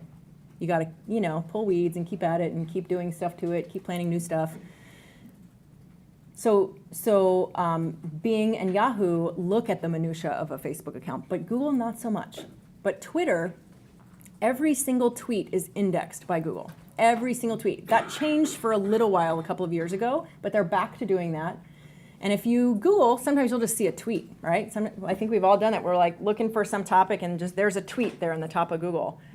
That can be really effective if you're talking about a thing that is very connected to your brand or your expertise or your work or whatever. Don't just say it. Don't just say, the Mubarak example I gave you before the break. They didn't say Egypt. They didn't say Mubarak. They didn't say Cairo anywhere in that tweet. And therefore, I owned it right then. I was helping Al Jazeera immensely by the way I worded that tweet. But I was also helping myself. Because people were like, she knows something about journalism. I may not know all of it, but I know she knows something about journalism. And it got me a lot of people that were interested in global affairs and journalism, around the world, following me. So treat and tweet. Don't say them together. Treat your Twitter account like a business card. When you go to the bio, let's look at my account.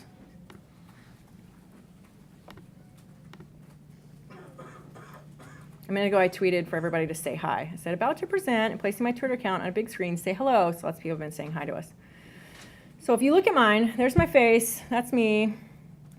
And you can look at my bio right here.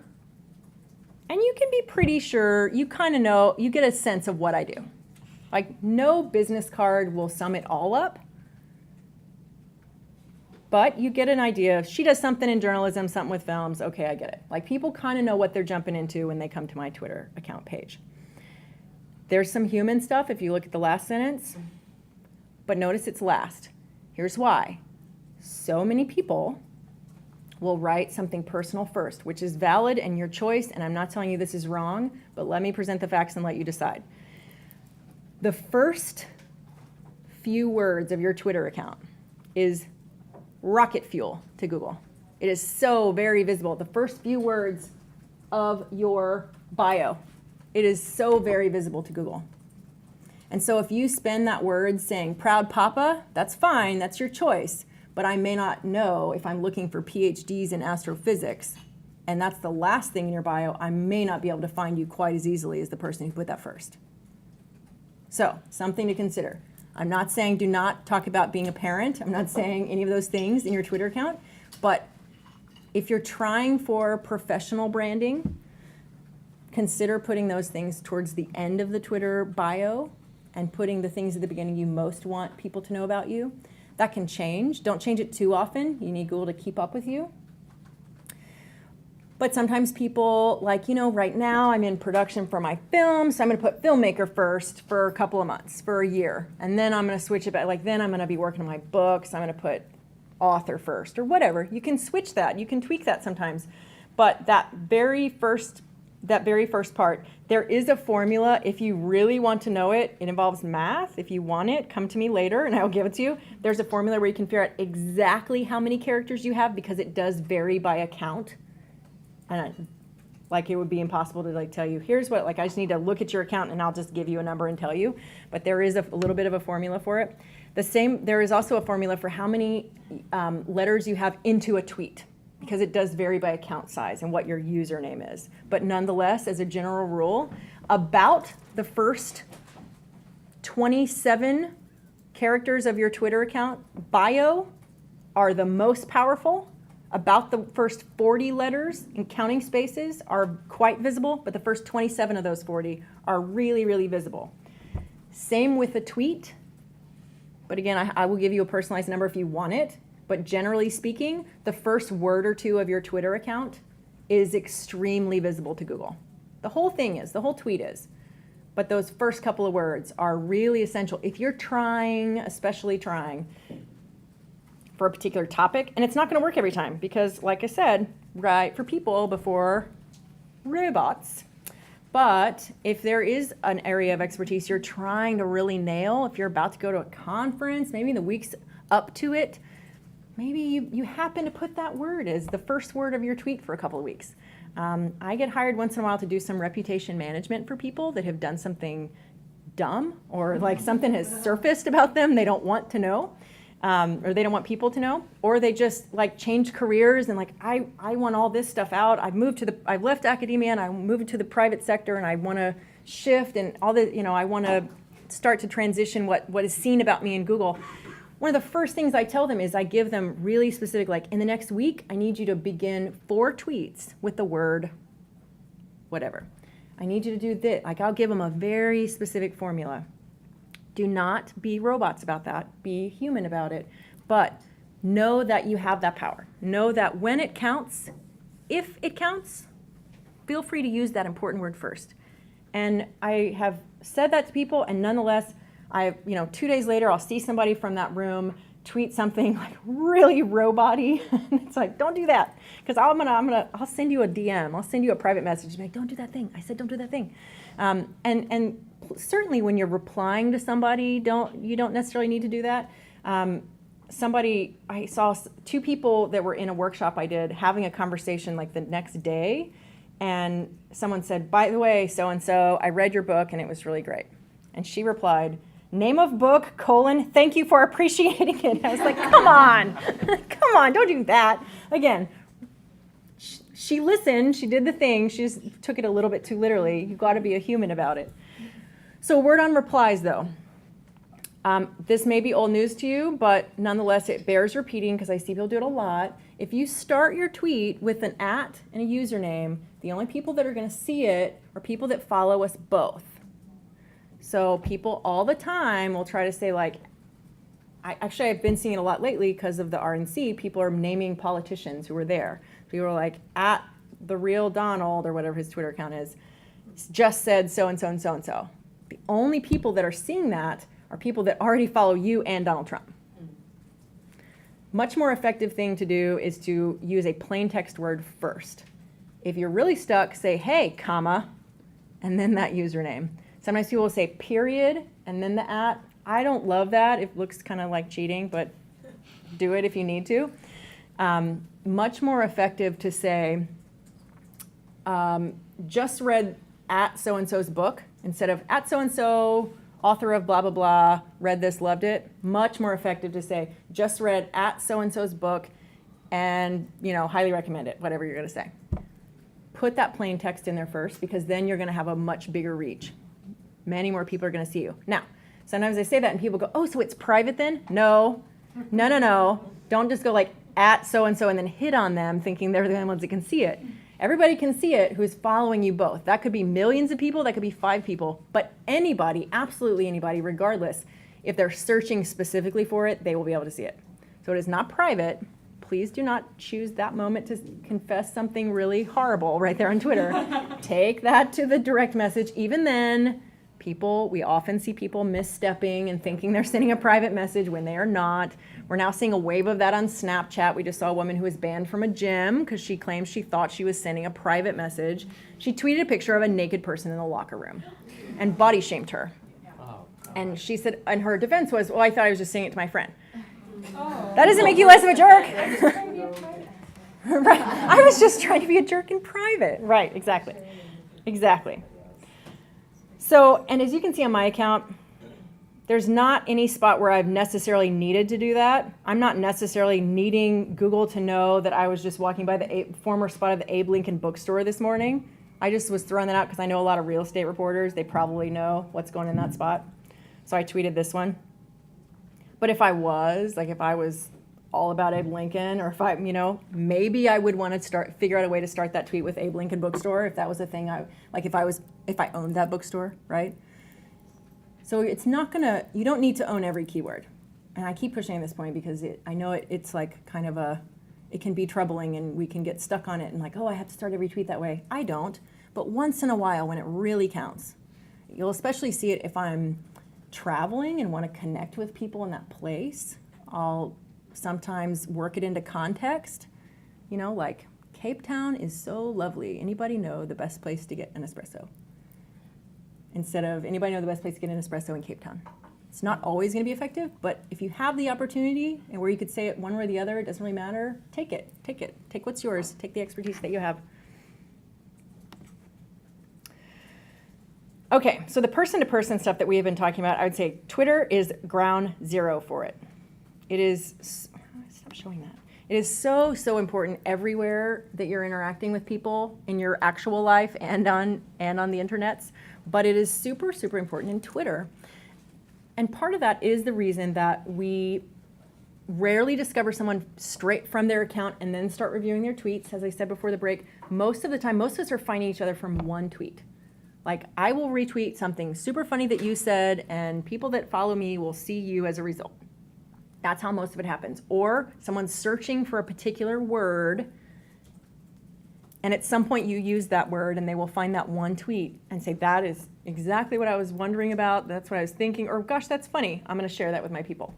So often. And so we really have to approach Twitter, Pinterest, Instagram, so many accounts, or so many platforms rather, we have to approach thinking of that, knowing that this one tweet might be the way you find me. You may not see the full context of my account. You're going to then click through and see if I'm worth following, and you're going to look at that bio and kind of see, oh, this is what she's about because she filled out her bio really well, and I see that. Which is another point, and that is you absolutely have the right to protect your tweets and make them private. That is up to you. I cannot tell you that's right or wrong. But nonetheless, if I come to you, if you are all about professional branding, and I come to you and I want to connect with you, I probably will not follow you if your tweets are private, because I have no idea if you are worth following. I have no idea the quality of the content you are sharing. For all I know, you could be tweeting hate speech all day. I don't know. I have no idea because you've hidden your tweets. And that's your right. If you want to keep it tight, if you want to keep it just with certain people, I understand that there are valid reasons why you might want to do that, and I validate that. But if it's about branding to you, and if it's about reach, I really invite you to reconsider the idea of protecting your tweets. And so many times there are people that I've met at conferences, and I'm like, I know they're perfectly nice. I want to follow them. Unless I really, really bonded with them and spent days with them at a conference, I'm probably not going to follow them because I just don't know if that person is tweeting hateful things or racist things or sexist things or awful things or, I don't know, like dead puppies, right? I don't know, and I don't want to follow that crap. And so it's really important that you let people know why you're worth following. Let people see that you're following the rule of thirds, that you're sharing valuable and useful information, and that you're human. That's super important. We've already talked about nobody owes us their attention. And we've talked a little bit about, I always say testify for every follower share. And that's, we mentioned this before, but it's simply just that when you follow somebody, tell them why, and don't necessarily say, I'm following you because of this. Just say, hey, at so-and-so, I really liked your story in the New York Times this week. It's as easy as that. Because assume, especially busy people, especially if it's someone with a much higher platform or, a huge network, assume they're busy, assume that they, may not be seeing every new person that follows them, and that's a good way to have their attention. And it appeals to ego, right? If you've just testified in front of all your people, hey, at so-and-so, I love your piece in the New York Times, you'll be like, thanks, I did too. Following you back, right? You're appealing to their ego a little bit. So that's perfectly valid to do that. This may not apply too much to this room, but I throw it out nonetheless. A lot of times, we've probably all seen this. You follow a brand or a person, sometimes people do this, and immediately you'll get this automatic direct message. Oh my God, that is a one-way ticket to unfollow Bill. I cannot stand that. Because all you've convinced me to do at this point is follow you. You haven't convinced me to read your book, buy your product, do your thing, come see your show, come see whatever. All I've agreed to do is follow you. I've consented to receive your tweets in my feed. That's it. And immediately you're asking me to do something. You just added some crap to my to-do list. Are you joking? No. Really, really reconsider that auto DM.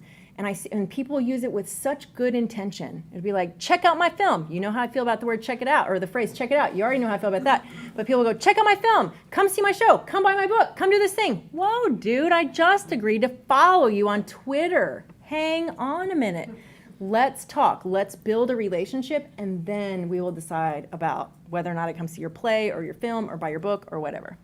But I see mostly this from brands, but once in a while I see this from professionals. A lot of times people have a white paper or download the film trailer or something like that, where they're like, now that we've connected, I have expectations I'm going to put on you. Like, oh my God, can you give me a minute, please? Did I see a hand back there? Or are you just stretching? I do have a question. What if you're, intentionally using Twitter to try and connect with someone? Like, I've used it when I can't send an email for someone and I'm trying to invite them to the festival. Or I do that all the time. looking for a source. I book shows on Twitter all the time. Right. So, Do you mean finding them yeah, or and communicating with them? Finding/communicating. I go into that little search bar in the top right corner of Twitter, and I start searching for, first usually the job title I want, and then I'll usually throw out the word. Like right now I'm booking a show. Tomorrow night I'm talking about first ladies on the air. And so I've been looking for biographers of first ladies. So I've been poking their names in there, seeing who comes up, who's tweeting about a lot of people tweeting about Michelle Obama right now, but not so many people tweeting about Nancy Reagan, right? But nonetheless, I did find someone who had written quite a bit about her by searching Twitter. But when you do that, it is important to think about what people would actually tweet, and I think I have this in there somewhere, yeah, at the bottom. It's really important to think about what people would actually tweet, and here's a good example of that. So John Yates used to be a consumer affairs reporter at the Tribune, and he was looking for people that had a specific problem with Bank of America mortgage. And he was trying to find sources for that. And he was like, I know this has happened to so many people, I need to find them. I can't. And he was tweeting out, if you've had the following problem with Bank of America mortgage, contact me. And people were like, no. Like no one really wanted to jump in on that. A lot of people are maybe hesitant to tweet about their financial stuff or volunteer it or identify themselves necessarily. But a lot of people want to bitch, right? A lot of people do. So he kept going and searching in quotes like, Bank of America mortgage, known issue. Bank of America mortgage, whatever the problem was. Really specific things. And I was like, Yates, if that happened to you, what would you actually tweet? He was like, oh, man. And he rattles off all these swear words. I'm like, yeah, go search that. So he puts in Bank of America mortgage in quotes, and then next to it puts F-bomb in quotes. There was a ton of people that had tweeted exactly about the problem he was looking for. Like, what are people actually going to tweet? And that can help you find sources. I find radio guests all the time when I want to find, like, the following people have this grievance. I just go look up that grievance. I don't go, grievance with the following. I go, like, I'm telling you guys, the F word can find you so many people on Twitter if you're looking for customer service stuff. If you go, like, F word in quotes, and then in the other quotes put in exactly the problem you're looking for. So many people are complaining about that. I promise you. You can bond with a lot of people that way over like shared woe, but you can find sources for journalism. You can find people to interview for, films, for whatever. You can find people that are already talking about the topic you want to talk about and not necessarily complaining about it. I mean, the F-bomb is just how to find complaints. There's plenty of, try it with the word awesome. You'll find a lot of people who think that thing is great. So as I have done consulting work, I've been, a lot of brands want to really understand, and they'll spend, oh my gosh, I'm not kidding you. Someone spent $80,000 on a social media listening tool, and they plugged in all these terms that were really specific, and they're like, but our sales are not reflecting this. But we're not seeing any bad feedback necessarily, so it must be okay. I guess the marketing message is off. And I was like, no, I think lots of people are bitching about your product, actually. So I did that trick, and I put in, like, their product and F. There it was, like, lots of people having that issue. But they weren't typing, like, I'm having a customer service problem with the following product. Like, no one's tweeting that, right? They were like, blah! Like, they were just kind of going there in exasperation. So look for the things people would tweet in exasperation, and that can find you a lot of people for sources, for interviews, for if you're trying to build a community around a film or a play or a cause or something like that. That can help you so much to look and see what people are cheering about and what they are complaining about. It is fascinating, the things you will miss if you're looking for really like clinical terms versus exasperated human ones. Yeah.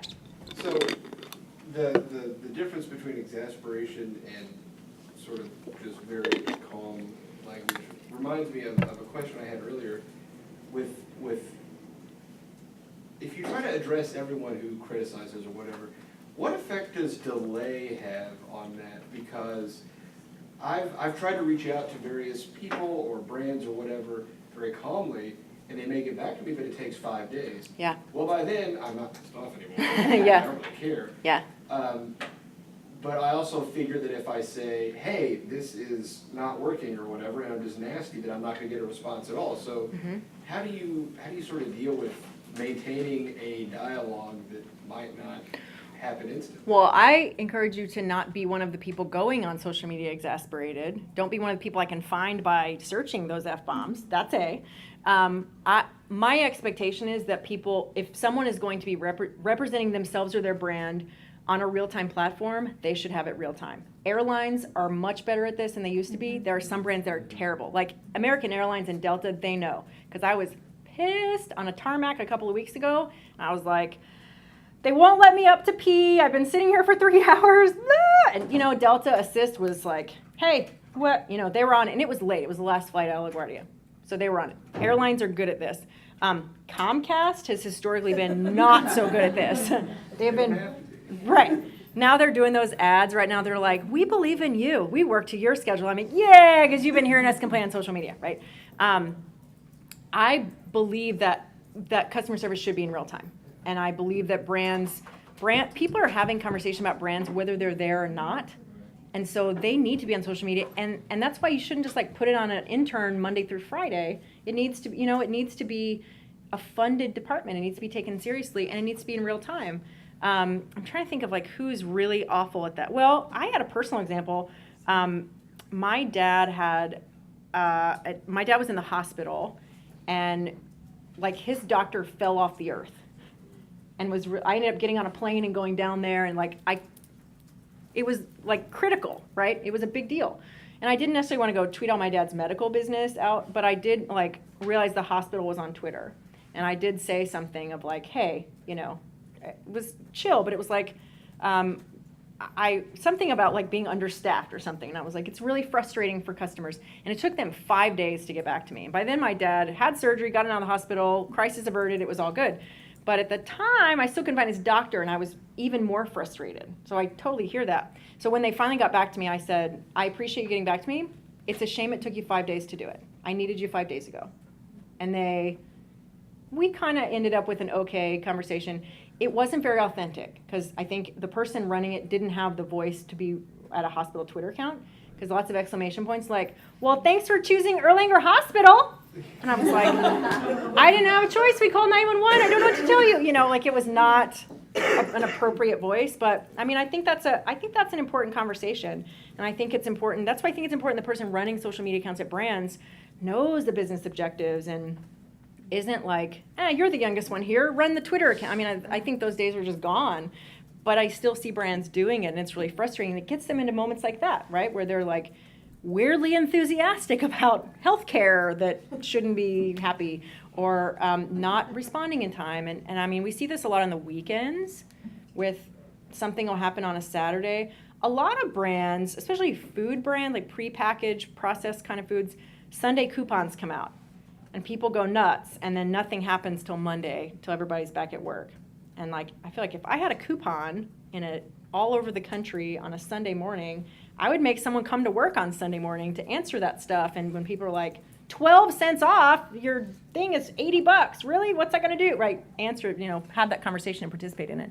But I think that's a matter of listening. And I think that's a matter of being willing to adjust with your brand and adjust and grow. And total side tangent, but I really get sideways when I hear people call themselves social media gurus and experts, because to me that expert's a little different, because expert is about claiming something, but guru, things like that, I think there's an implication I know everything and I can tell you everything forever, when by nature of what it is, it's going to ebb and flow. And the social media that we're talking about today is going to be totally different in a year. Well, what I said in this room and talked about it a year ago is a little bit different than what we're talking about now.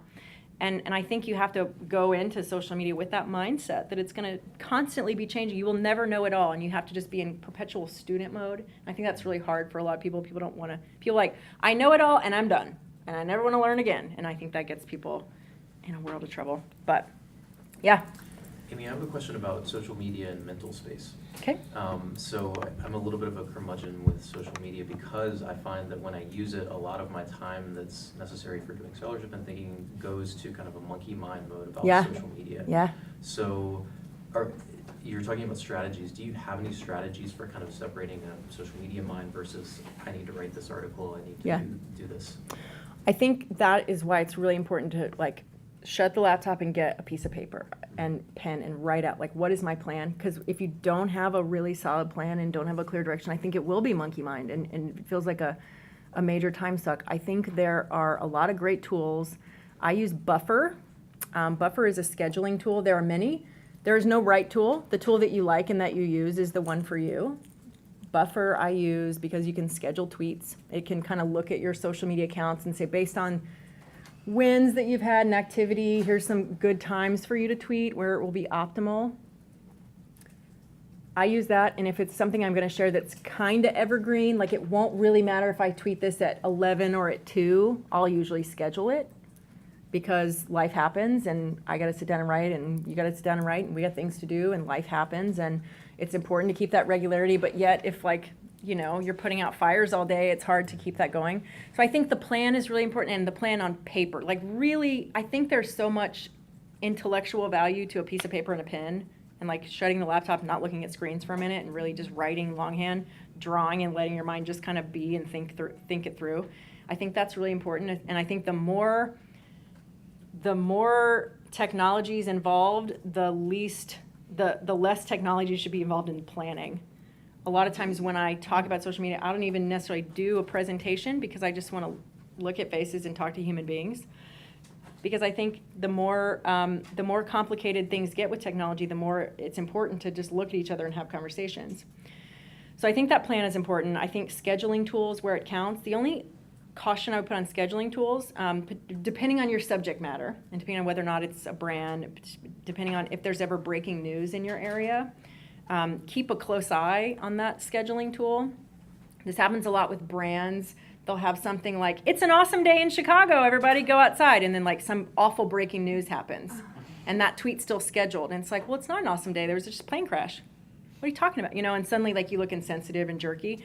So, I mean, I schedule pretty tame things like at so-and-so, you know, hey, at so-and-so, I liked your story in the New York Times on Sunday. That can go anytime Sunday or Monday. I'll just kind of put it in there. But if it's like critical, like obviously I'm not going to schedule a tweet about last night's RNC. I watched that live and chose not to tweet about it, right? It's all, I think there's a balance of what, but I think it's also like what you want to accomplish with it. Because really, it's only a time suck if you don't have a plan. And that might just be once a week, I'm going to share a thing I wrote. And once a week, I'm going to tweet out an article about something else. And once a week, I'm going to spend 20 minutes just responding to stuff or looking at this hashtag or whatever. That's okay. If that's what's doable. Decide what's doable conservatively and stick with that rather than like, I got to go here. But then I think there is a point where once it's set and you're going, that those things meld pretty quickly and it doesn't feel so separate. And I think the line between intellectual pursuits and writing and what you're doing online start to feed each other a little bit and help. I mean, something I could talk about for hours on end, but that's the short answer. Okay. Okay, let's get through some of the rest of this. Whoops.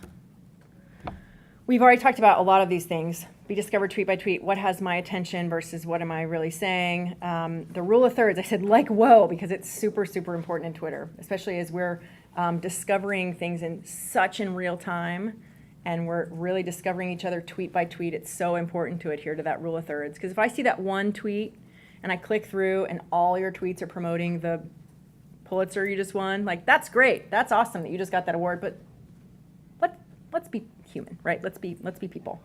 So I want to talk a little bit about the hashtag because I think that throws people for a loop sometimes. The short and abridged history of the hashtag is this. There was a journalist who, during the San Diego forest fires, early in Twitter's life, had a very interesting vantage point on a hill. And he was talking about what he saw. And he was saying, like, this fire department responded, and this county's fire department responded, and now we got helicopters dumping water. And he was giving a play-by-play. He was just, like, sitting there reporting on Twitter. And up until that point, the hashtag was just an agreed-upon way to add context, because it was just nerds like me on Twitter in the early days, for the most part, right? And there was a lot of conversations about tech things we were building. So it was just an agreed-upon way to add context. So you could say, like, you know, the line 44, this code in this program of this open source thing needs this, hashtag blah, whatever the thing was, whatever the open source code was. And so Twitter saw what he did, because we discover things tweet by tweet, rather than saying, I am talking about the San Diego forest fires. Now Alameda County is coming. Next tweet. I am still talking about the San Diego forest fires. Now so-and-so county is coming. Third tweet. I am once again talking about the San Diego forest fires.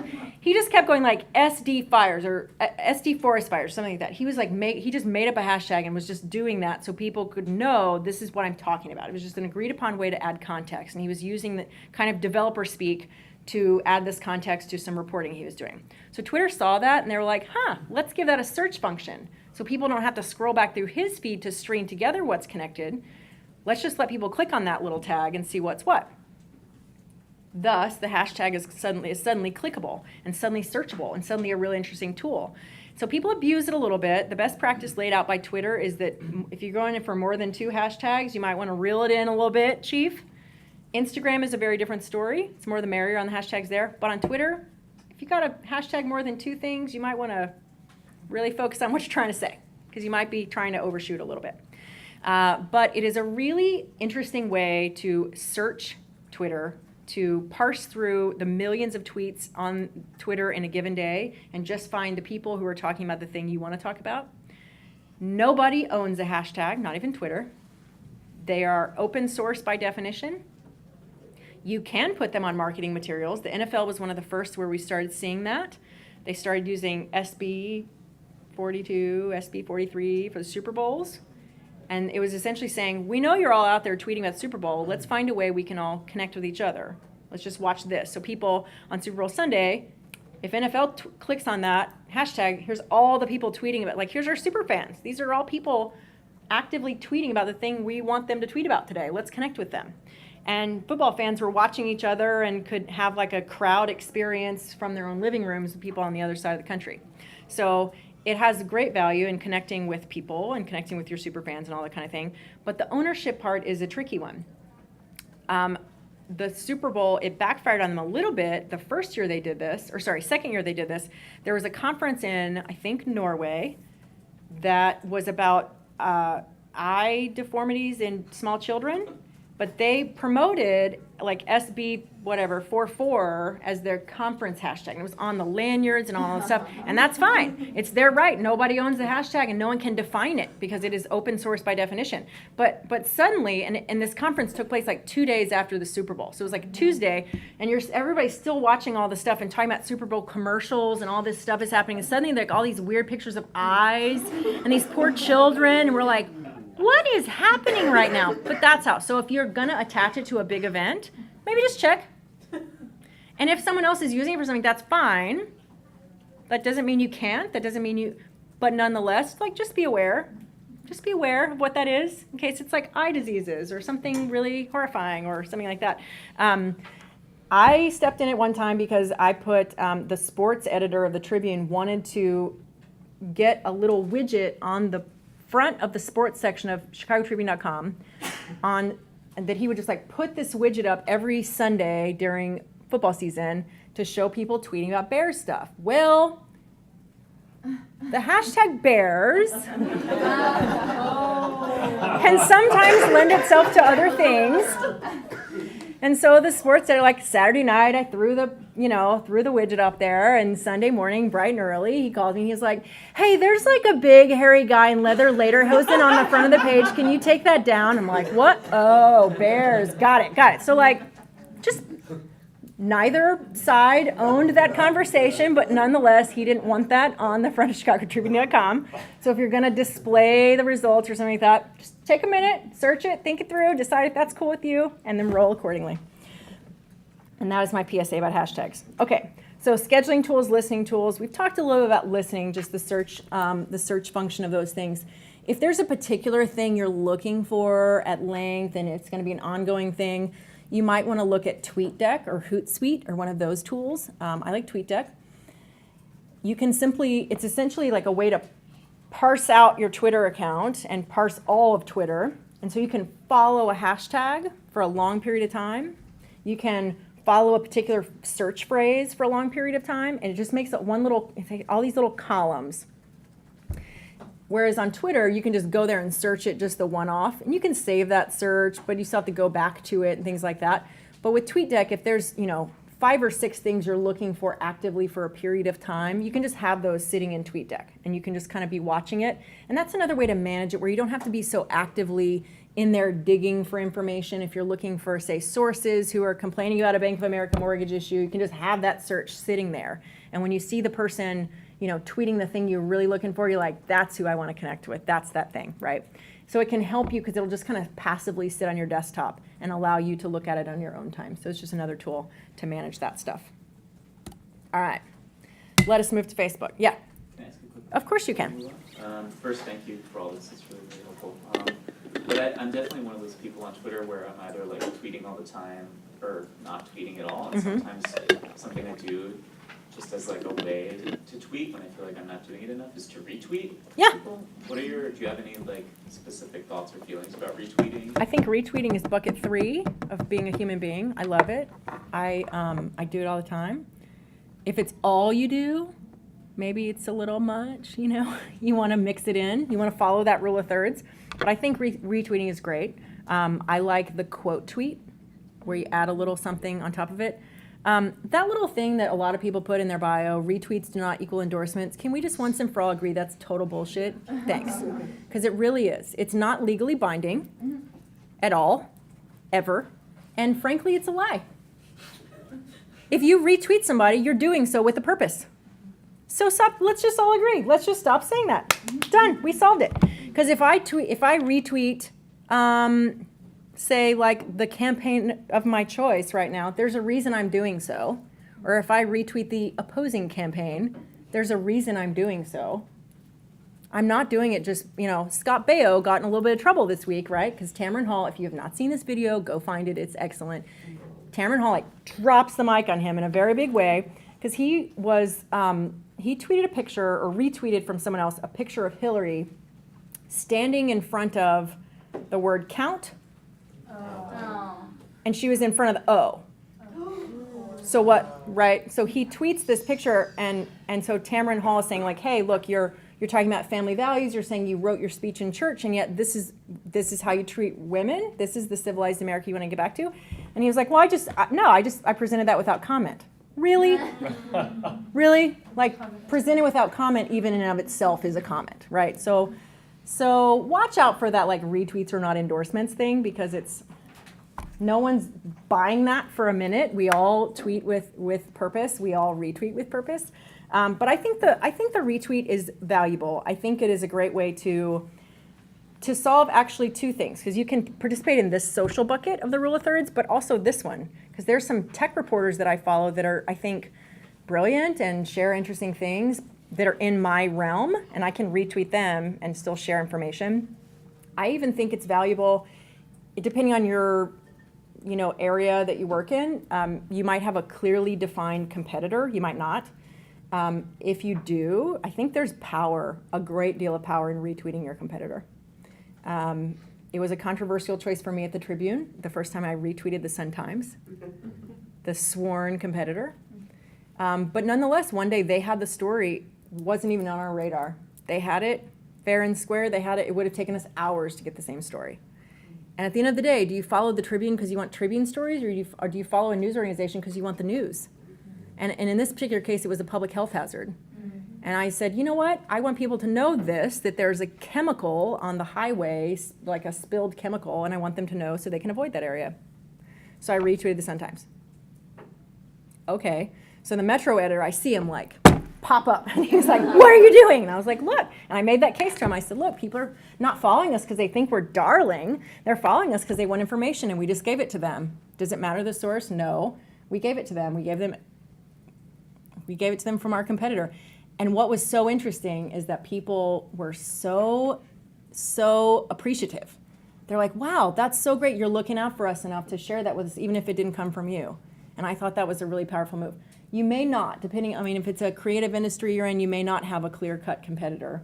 And you may be starting some shit if you go tweet them. But if that's not the case, if you do have a cooperative kind of competitor or something like that, it's like a news organization that's clear who your competition is, consider that. If they have something fair and square, if they have done a good job with something, I think there's power in retweeting them, especially, or just other colleagues. And I think that's really a powerful way to shine light on competitors, to make you look confident. And I also think it's a way to show the skills and talents of your colleagues and people doing what you do. And a lot of people push back on that one. They're like, why would I retweet someone in the same field at another organization or another university? Why would I do that? I want people to come to me for that. Right, but it still makes you look like the expert, because it looks like you're so plugged in, you know what all the things are doing. You know what all the parts are doing, you know what all the people are doing. You still look like you're so on top of your area of expertise by doing that. You don't give power away by tweeting or retweeting rather your competition or someone that does what you do. In fact, I think it makes you look more confident and more on top of it. That's a great question. I have one more quick Yeah, question. of course. What do you think about the pinned tweet? The pin tweet? I like it for a day and then I don't, because it looks like you're not on it. What is A pin tweet is where if there's a particular tweet that you have sent that you think is super funny, you can pin it. And so it's the first tweet I always see when I go to your Twitter account. And I experimented with the pin tweet for the first time during my Kickstarter campaign, because I wanted, if you come to me, I want you to see that Kickstarter link first. And then someone said, I don't know, they said something that implied they didn't think I had tweeted in a week, because that pin tweet was the top thing. And that was an epiphany. Again, no one owes me their attention. No one owes me the privilege of scrolling through my darling little tweets. I need to freshen that content myself. And so I used it the one time and then never did it again, because it doesn't look fresh. Google still knows your account is fresh and you're tweeting fresh things, but the people don't. People might look at that and be like, oh my God, she hasn't tweeted since November 2005. That's a shame, right? I think you run that risk. Only the people that know you and have already seen that pinned tweet are going to know that that's a pinned tweet. I mean, it'll say pinned tweet on there, but it's tiny and it's easy to miss and it's easy to go, oh my God, she hadn't tweeted in years. Oh wait, it's pinned. So I don't love it. I see its purpose. I think it's good for like a day, especially if you are, one of the best uses I've seen it is if you're live tweeting an event. The tweet that gets pinned is, today I'm live tweeting the RNC, whatever, and then you got this like quick feed underneath it, and then you take it down at the end of the day. So people know, oh, I've even seen people say, pin tweet, note that I'm tweeting the RNC today or whatever. And then people know, oh, okay, I can scroll and look and see those things. I think you need to be thoughtful about how you use it. I think people have used it not super effectively. I've seen it used best in really short bursts. Yeah. I mean, we could talk about Twitter forever. I know. So I know. I was like, say, let's forget about this. Let's move on to Facebook. But did you talk about lists at all? Because the primary obstacle for me, and that was on my page, wasn't it? For me to actually get into that third bucket of interacting with other people and being part of conversations, rather than being like, hey, interesting, idea from so and so. Click this link. Is the fire hose of stuff. Yeah. And even when I've tried to make lists of interesting people, I still feel like 70% of what's in that list is like nonsense or I don't care about it. And then also if you're already following 400 people, even sorting through that to make a list. Sure. I've never figured out a way to actually not feel exhausted and overwhelmed by even subsets of my Twitter feed to want to engage. That's I'm glad you said that because I did skip lists. And piggybacking on that too, I feel like with lists, I'm disinclined to do it because I don't want people getting the notifications like, oh, like Alyssa added me to like interesting people list, I think that's only a problem if it's an offensively named list. Like there's a lot of like, so-and-so has added you to hot chicks list. Like, ew, get out of here. Ugh, don't, right? Ugh. Well, let me say this about lists. So I tend to rely on TweetDeck a little bit more for searching because also like your search changes a lot. I'm not looking for the same thing every day. Like right now I'm looking for a lot of political stuff, but I'm not. And then suddenly I'm not, right? And then it's Saturday and I really don't want to look at it for a minute. I want to look at something else. So I tend to look at TweetDeck for that kind of stuff to parcel that out. I mean, I'm with you. I follow a lot of accounts too, mostly media organizations. And so it is a fire hose. Lists have another purpose though that is not often used that I think is valuable and is especially helpful to you to make the list. When you make the list, it itself is, watch what the URL does. So essentially, if you can see up there at the top, I made a list called Appalachian Trail because I'm trying to hike it in segments over the next 4 years. And I'm making like audio from it. It'll be super fun. Anyway, essentially what that URL is doing is this huge authoritative domain, Twitter, is telling Google, please associate this term with this account. Please associate Appalachian Trail with username Amy Guth, which is what I want because when this audio project comes out, I want people to know about it and hear it and like it, right? And find it. Back to the thing we said about regularity being over volume, here is a great way where I'm not contributing to that word. I don't have to write the word Appalachian Trail, but all these people, in this case, it's a lot of organizations who are frequently tweeting about the Appalachian Trail. I put them on this. So every single time one of those people, how many people have I got on this list? 8 people, only 8. And it's just like here's who it is. It's just like National Park Service. It's some people that are very tightly, narrowly focused on the Appalachian Trail. Every time one of those 8 accounts tweets something, it is telling Google, big authoritative domain Twitter is again telling Google, please associate this topic with this person. It is a really interesting way to add things and add authority around topics of expertise. So it does behoove you to make a couple of lists for things very closely related to your expertise, and that can help you with that regularity over volume problem. Then it's like doing that while you're sleeping. It's letting Google know. oh, she's still about, every time one of these 8 accounts updates, it's still telling Google, this very authoritative domain, Twitter, is telling Google, please continue to associate the Appalachian Trail with Amy Guth, so that by the time I produce this audio documentary, Google will know these 2 things are connected. It is okay to continue to connect them. So when people are looking for, I heard some woman made a documentary about the Appalachian Trail. Who is that? Google's going to know. Or like, what's Amy Guth up to right now? Google's going to know. It's going to help those things cross-pollinate. So I have an Appalachian Trail one. I do a lot of stuff with organizations for women, so I have that one. I'm working with people to write op-eds and promote their op-eds and help them, all that. So I have an op-ed one. I have a news organization one. Lots of stuff. Some of them, like this one right here, that's just kind of shorthand. Those are people I want to keep up with because they've been in one of my classes. One sec. They've been in one of my classes and I want to keep up with them and see what they're doing. So that way I don't have to go type in all of their accounts like, oh, who is that one? Who is that? I mean, I've taught hundreds of people. So I can just click on that and go, what are they up to right now? And then I can like quickly see, have any of them published an op-ed lately or anything like that. So there's a little bit of like a selfish reason to make a Twitter list. There's the ease of use part that if you want, like a lot of bosses make them and make a private list. You can make it public or private. You can make it private. You do not get the Google benefit at all if you make it private. But a lot of bosses make a private one just to keep up with their team. So you can like quickly look in before the weekly team meeting and be like, yeah, I did see that thing you tweeted over the weekend. Super funny. Right? You can like save yourself a little bit. Easy way to keep up with like a group of people. But I think if it's for something, if it's like a topic rather than a group, that's where I go to TweetDeck and go look for those little specific things. Because then you can always shut that column down and go pick up a new one. It's much easier to do TweetDeck columns as opposed to like Twitter list. Okay, yeah.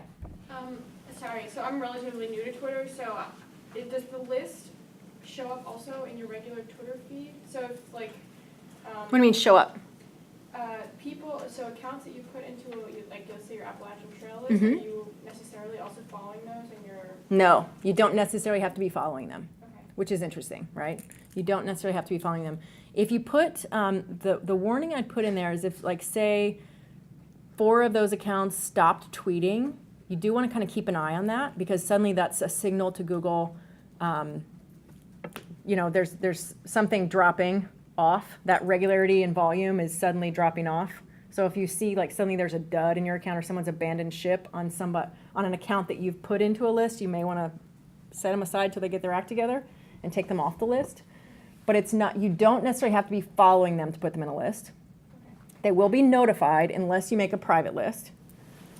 Okay. I'm just curious because I'm super new, most of the things that I follow are basically news organizations, Uh-huh. and I've noticed that some of them essentially just tweet the same things over and over and over again, and then I don't actually see anything real in my newsfeed because I just see like the same article about I don't know, whatever, like 7 times. Yeah. Yeah. And some people, I'm trying to think, there's a woman's name who, she has interesting resources, and every time she like follows all these really resourceful accounts, and every time there's breaking news, she'll respond by tweeting out the link to her list. So she'll go like hurricane relief organizations, boom, and she'll tweet out that list to help tell people how to find this. So people can use it that way too, of just like, I'm not necessarily watching this daily, but when I need it, it's there. When it counts, I have it. So there's a lot of different ways, and it would depend on your particular, area that you're trying to target, what you're after, depending on how you can use it. But if you want to, chat after, we can figure it out. All right, are we ready to go to Facebook as we run out of time? Because I am standing between you guys and lunch. I'm just letting you know. I can send this around after if you want. Yeah, okay. Yeah. You have to take pictures. I should have said that before you're all like writing, so I'm sorry. Maybe a quick note on that. All of the presenters that do share their presentations with us, we will also be sharing with you. So like all of this is coming your way. We're collecting it. We're on top of it. So anyone who does permit us to share their contact information and presentations, you will be getting. So Oh, yeah. you can be present and listen to Amy and not worry about. And you guys can always tweet me and just go like, hey, what's that thing you said? Like, we'll talk. Okay, so Facebook, again, we could run wild for hours on Facebook, and I used to do a master class just on Facebook that was a few hours long. There's a lot of stuff, but here are some highlights. As of last summer, 1 in 7 people on the face of the earth used Facebook. So it's kind of a big deal. We should pay attention to it. There is a lot of angst around Facebook, right? There's, especially right now. How many families are about to stop speaking to each other because of an election year, right? I know mine is in great peril right now. So there's a lot you can do with that. You can, and again, I'm not going to tell you the settings that you should have because it's up to you. What I do is when I change my smoke alarm batteries because of daylight savings, I also check my Facebook settings. I just have that in my head to do that because they change a lot. And what's right for me today may not be right in a year. But today, this is what I think. Facebook settings are just a series of questions. Just go into settings and go through all of them. It'll take you 5 or 10 minutes. It's just a series of questions and decide what's right for you. Decide what you want to share. Decide what you're willing to share. If you find yourself getting a whole lot of friend requests from total randos and you don't want that, because maybe you're a public figure or something like that, you can make a setting adjustment that says if we don't have a mutual friend, you don't get the option to friend me, you just get the follow button, which I'm a big fan of that one. That way they can follow you, they get your updates, they're public, but you don't get theirs in return. So you don't necessarily need to connect with this rando person on the other side of the world who really just wants to read about the book that you wrote, right? You can just have them follow you. There was a bit of a movement a few years ago from Facebook to discourage individuals from having a fan page. They wanted to make that more brand. They've kind of let off that a little bit, but they were trying to encourage individual people to just use the follow button instead of having like a fan page. They wanted to leave fans for brands. So they've let go of that again, but I chose to do it that way. So if we don't have a mutual friend and you go to my Facebook, you go to facebook.com/Amy Guth, what you're going to see is just a follow button. If we do have a mutual friend, you will see that friend button. You'll get the option to friend or follow. If there is someone if you want to go back and fix this, maybe you've like accepted a lot of friend requests and you want to fix it, you can put them in follows. If you like unfriend, they're in the follow button. They don't necessarily know unless they go to your profile to look. They don't necessarily know that you have unfriended them because they'll still get some public updates. But there's that setting, we all see this, right? There's like the two little people, there's the globe, there's 2 little people with like a restriction on it. You can set the privacy on every single post that you do. Absolutely take advantage of that. You don't have to post everything publicly.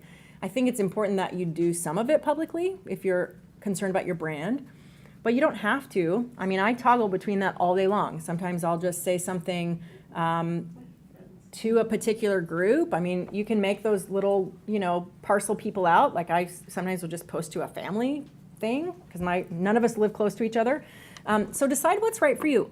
My default is public because for the most part, I share things that I don't mind people knowing, which brings to an important conversation point. A lot of people talk about like, what do I share? How do I stop the world from taking my identity away from me? Oh my God, right? That's a quick button of panic, and I get it, and that's valid. And people ask me a lot, like, how do I stop people from taking me and my life away? And I get that. Like, there's a lot of dangerous crap on the internet right now. But it's really important to decide up front. There is personal stuff, there is public stuff, there's personal stuff and professional stuff, but within both there's private stuff. Decide what private is for you. Because some people are like, well, is it okay if I don't say my kids' names? Of course that's okay. There's people that don't even talk about their children online. There's some people that give them nicknames. I mean, I know someone who calls like her daughter, she just calls her Peanut. She doesn't give her real name, but people know she like writes about her children, she writes about parenting, and so she gives her kid like this nickname, and that's okay. Decide for you. There's both of those buckets. There's personal and there's professional, and decide where the line of private is. And they may not be identical in both. In the professional bucket, the line of private might be here, but in the personal one it might be here, or vice versa, or whatever. That's up to you. Nobody can tell you what that is. That answer is for you alone to decide. But it's important to decide it. That's another thing I think you need to go to pen and paper, get pen and paper and decide. Thing by thing, like, am I going to name my kids on the internet? Am I going to put pictures of them? Some people are like, it's okay. I mean, some people really believe my children might be kidnapped if people see how adorable they are. And that's okay. If that concerns you, don't put pictures of your kids. But some people say, you know, it's just a picture. Like my child can't actually be stolen because someone sees them.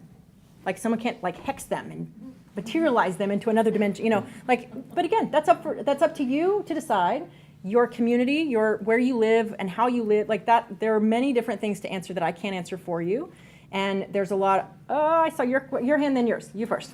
Okay, so I and probably a lot of the rest of the people in this room remember when Facebook was like only for university students, and it was like not in the contemporary way that we use this term, but like a very safe space. Yeah. And so like over the last 10 years, like I have, you know, stopped talking about getting drunk last night and that kind of thing.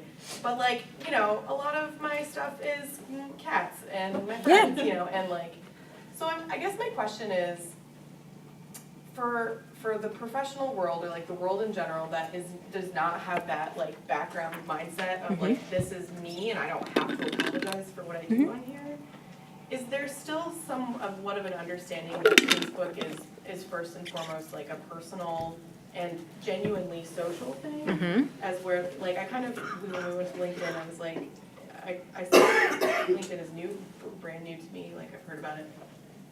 LinkedIn is like Facebook, but for jobs. Yeah. Is like how I thought about it.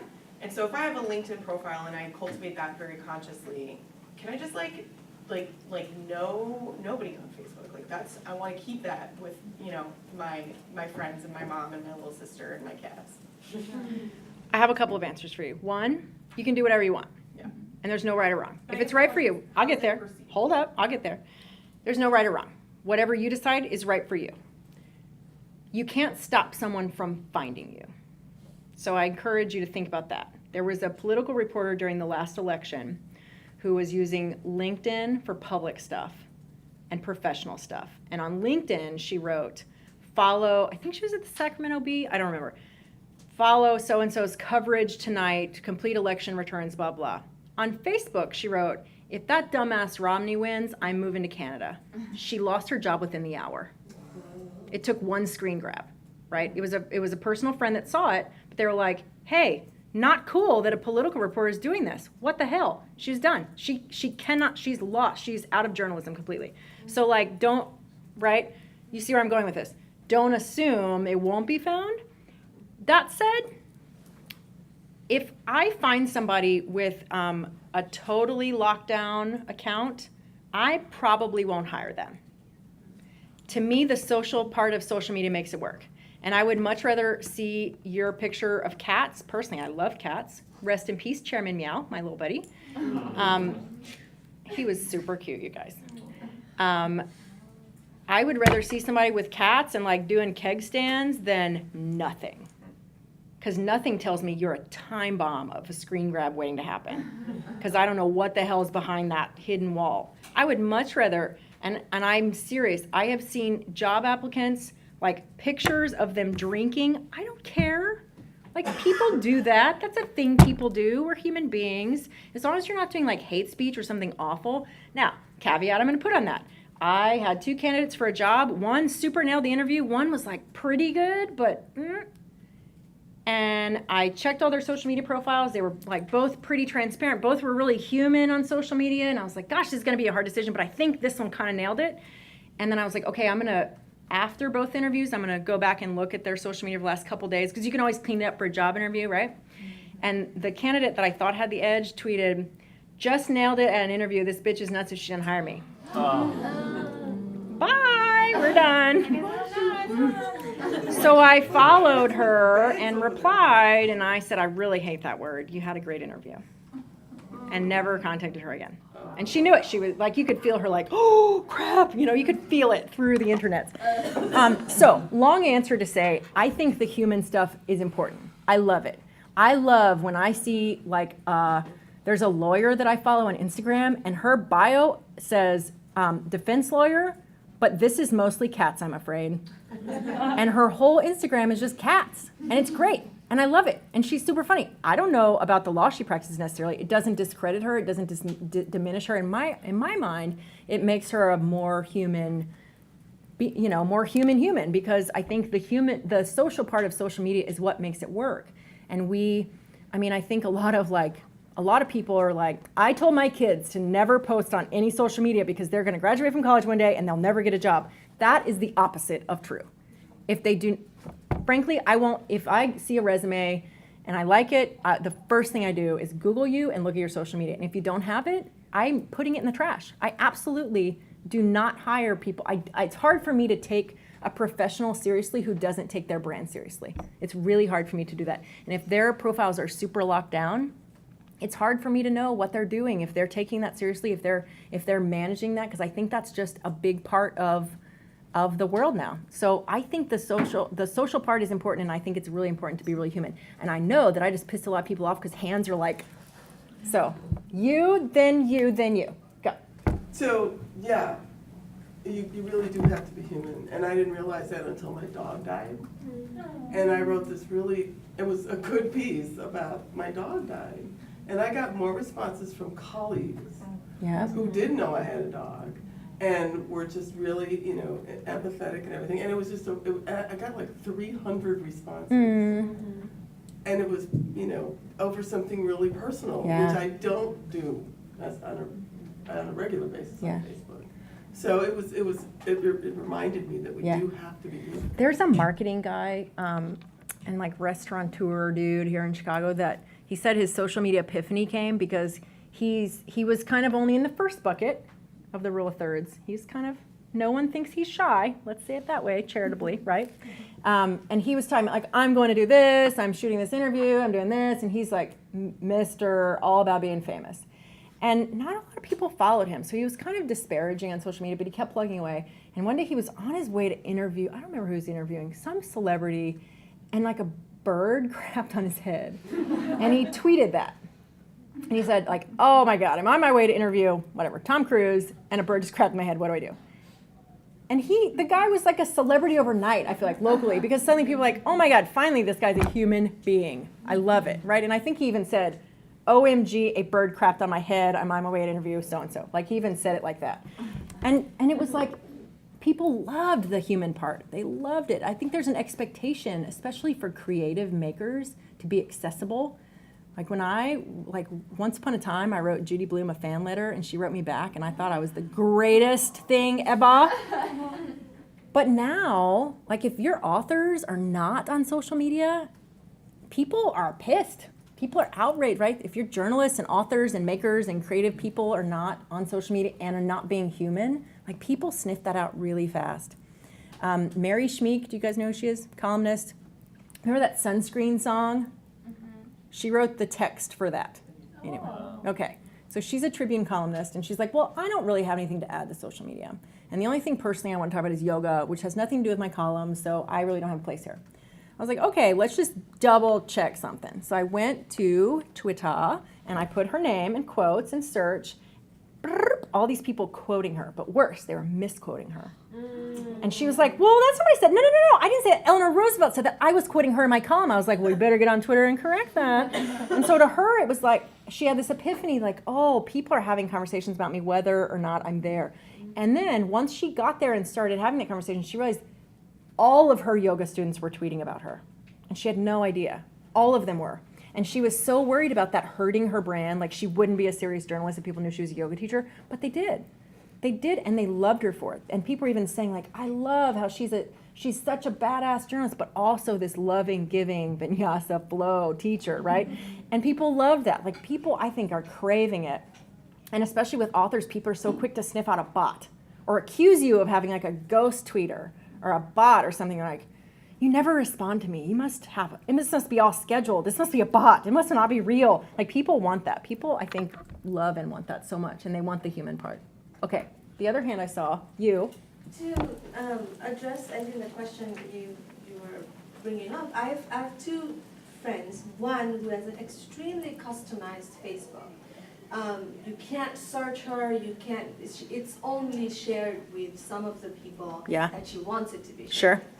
So that's an option, right? Right. And then I have another friend who has two different Facebook profiles, each doing different things. Yep. Right? And so these are always things that are options, but then again, it really depends on how organized you are, right? Yeah. And how much you can fiddle with the security, privacy issues. Yeah.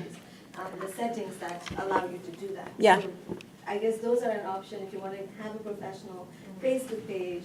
Yeah. And have a cat Facebook page that is customized and like share it with, you know.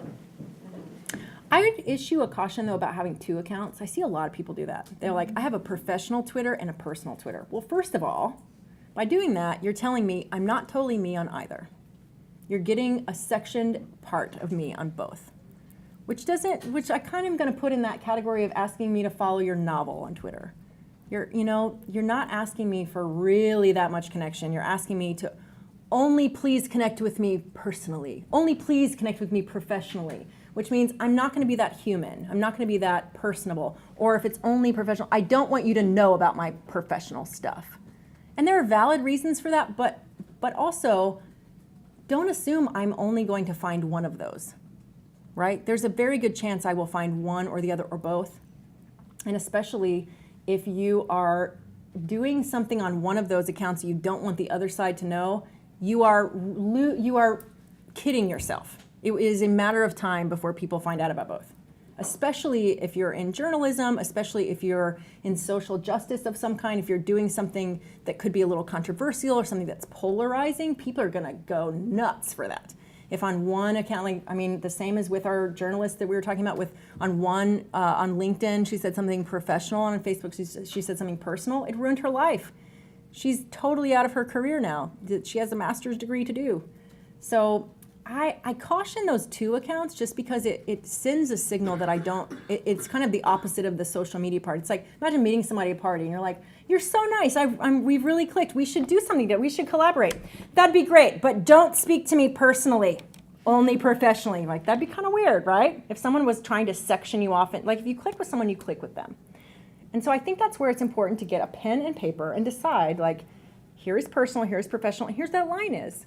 And I'm not going to cross it. And if you do that, it just keeps you out of so much trouble, and it keeps you so much more focused on what you're sharing and the kind of things you're sharing. It makes it so much easier to build around the things you want to talk about than just like, wait, you're not supposed to see that Twitter account where I name my kids. You're supposed to just follow me on the lawyer Twitter account. What's wrong with you? You can't stop people from finding. And that's the very first slide that said, collaborate, don't control. You cannot control that. It is a 2-way conversation, and you can't tell people what not to find. You can't tell people, I've got 2 Twitter accounts, but please don't follow this one. You can't do that. But here's the other side of that coin. For me, it's like, I want people to follow my Twitter account because I want them to be able to access my professional, things.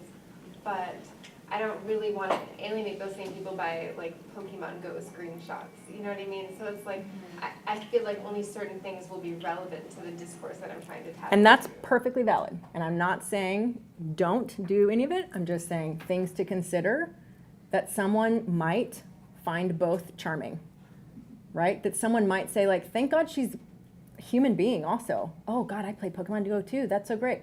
You don't know. A lot of people are all over Pokemon Go right now.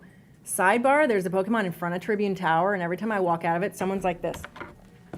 In front of me, you have to walk around people. The other day, it was 6 people all doing this, and I was like, what are we doing? It was so kind of horrifying. I've never played it. I've just seen people do it. I can't say absolutely never do this, absolutely do this, decide what's right for you, but I bring these things up as just things to consider. It is the social part of social media that makes it work. It is not the robotic, it is the human. And people do want human conversation with each other.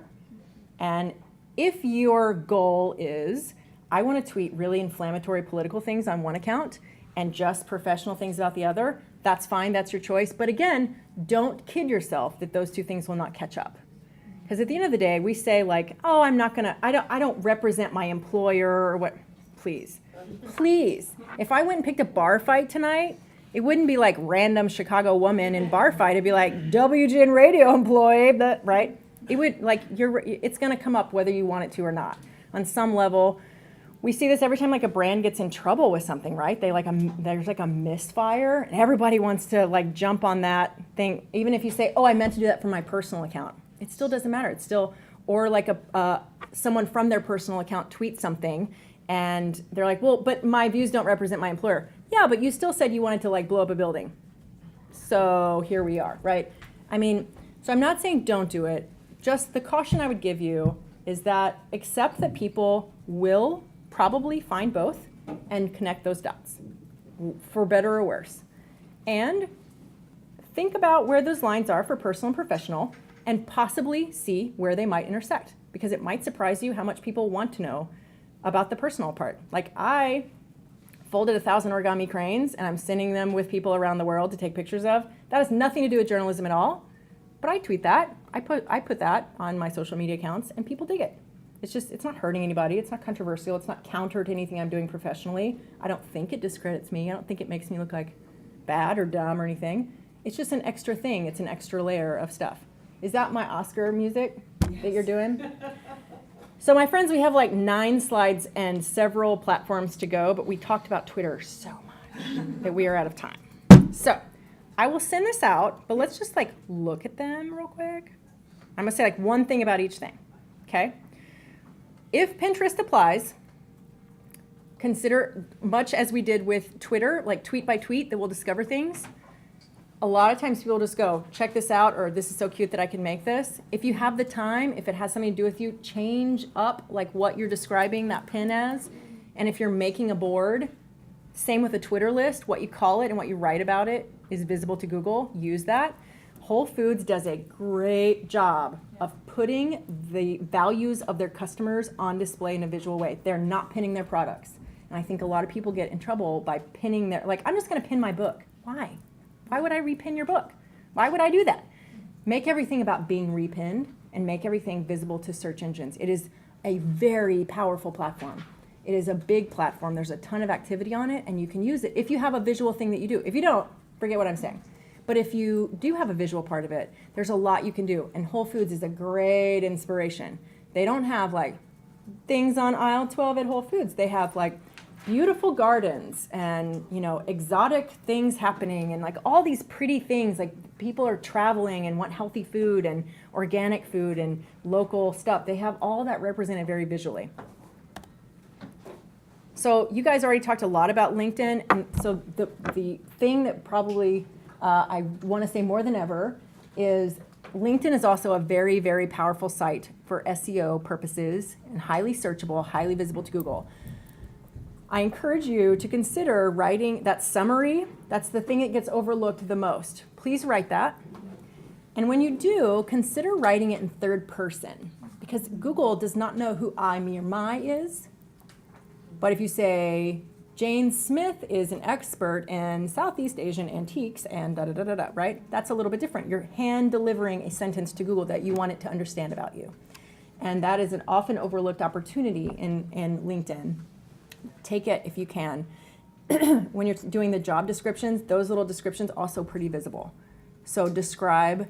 I always try to encourage people to write them, not aspirationally like BSing, but highlighting the things you want people to know about that job. Like if I was searching for someone with that skill or that achievement, put that in there. Because it's really, really visible to search, not just within LinkedIn. I love the church bells, they're so pretty. We're gonna, because I know we gotta run and I'm staying between you and lunch, but Snapchat and Instagram and YouTube especially, there's a video blogger, her name is Amy Schmittauer. Her username is something like Savvy Sexy Social. She is a marvelous inspiration for professional branding on YouTube. The fear is, right, we don't want to sound like a blowhard, we don't want to be arrogant, we don't want people to think we're narcissists.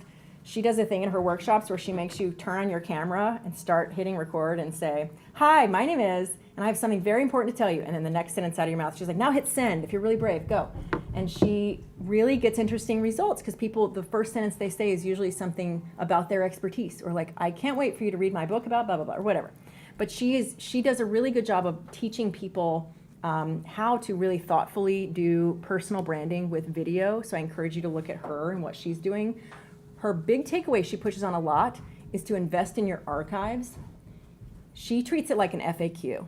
If she starts getting a question a lot, she'll make a video.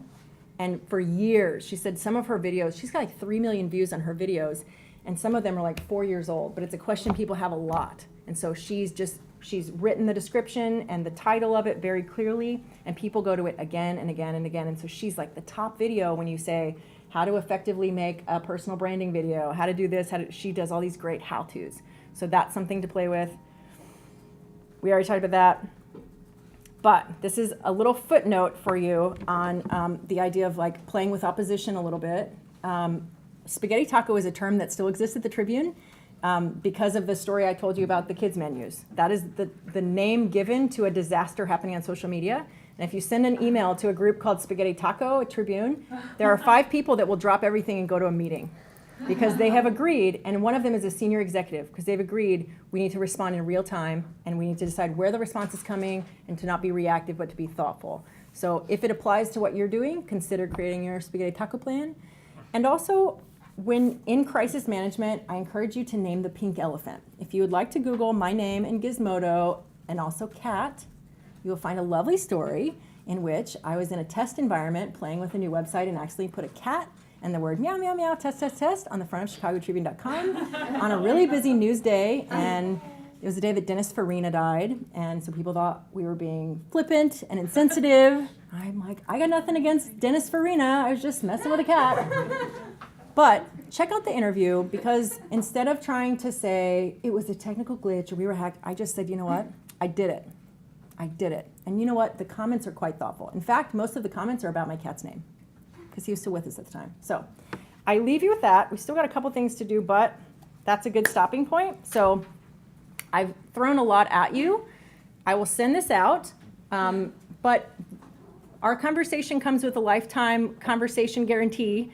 So you can find me everywhere. I'm on all the platforms. Amy, Guth, Amy Guth. That's my username on everything. So find me and let's continue having conversations. I don't want this to be the end of a conversation, but the beginning of one. So let's keep talking. And if there are specific things you would like to know, give me a chat, like send me a Facebook message or whatever. Let's keep talking. And let's just help each other be awesome. Great. Thanks.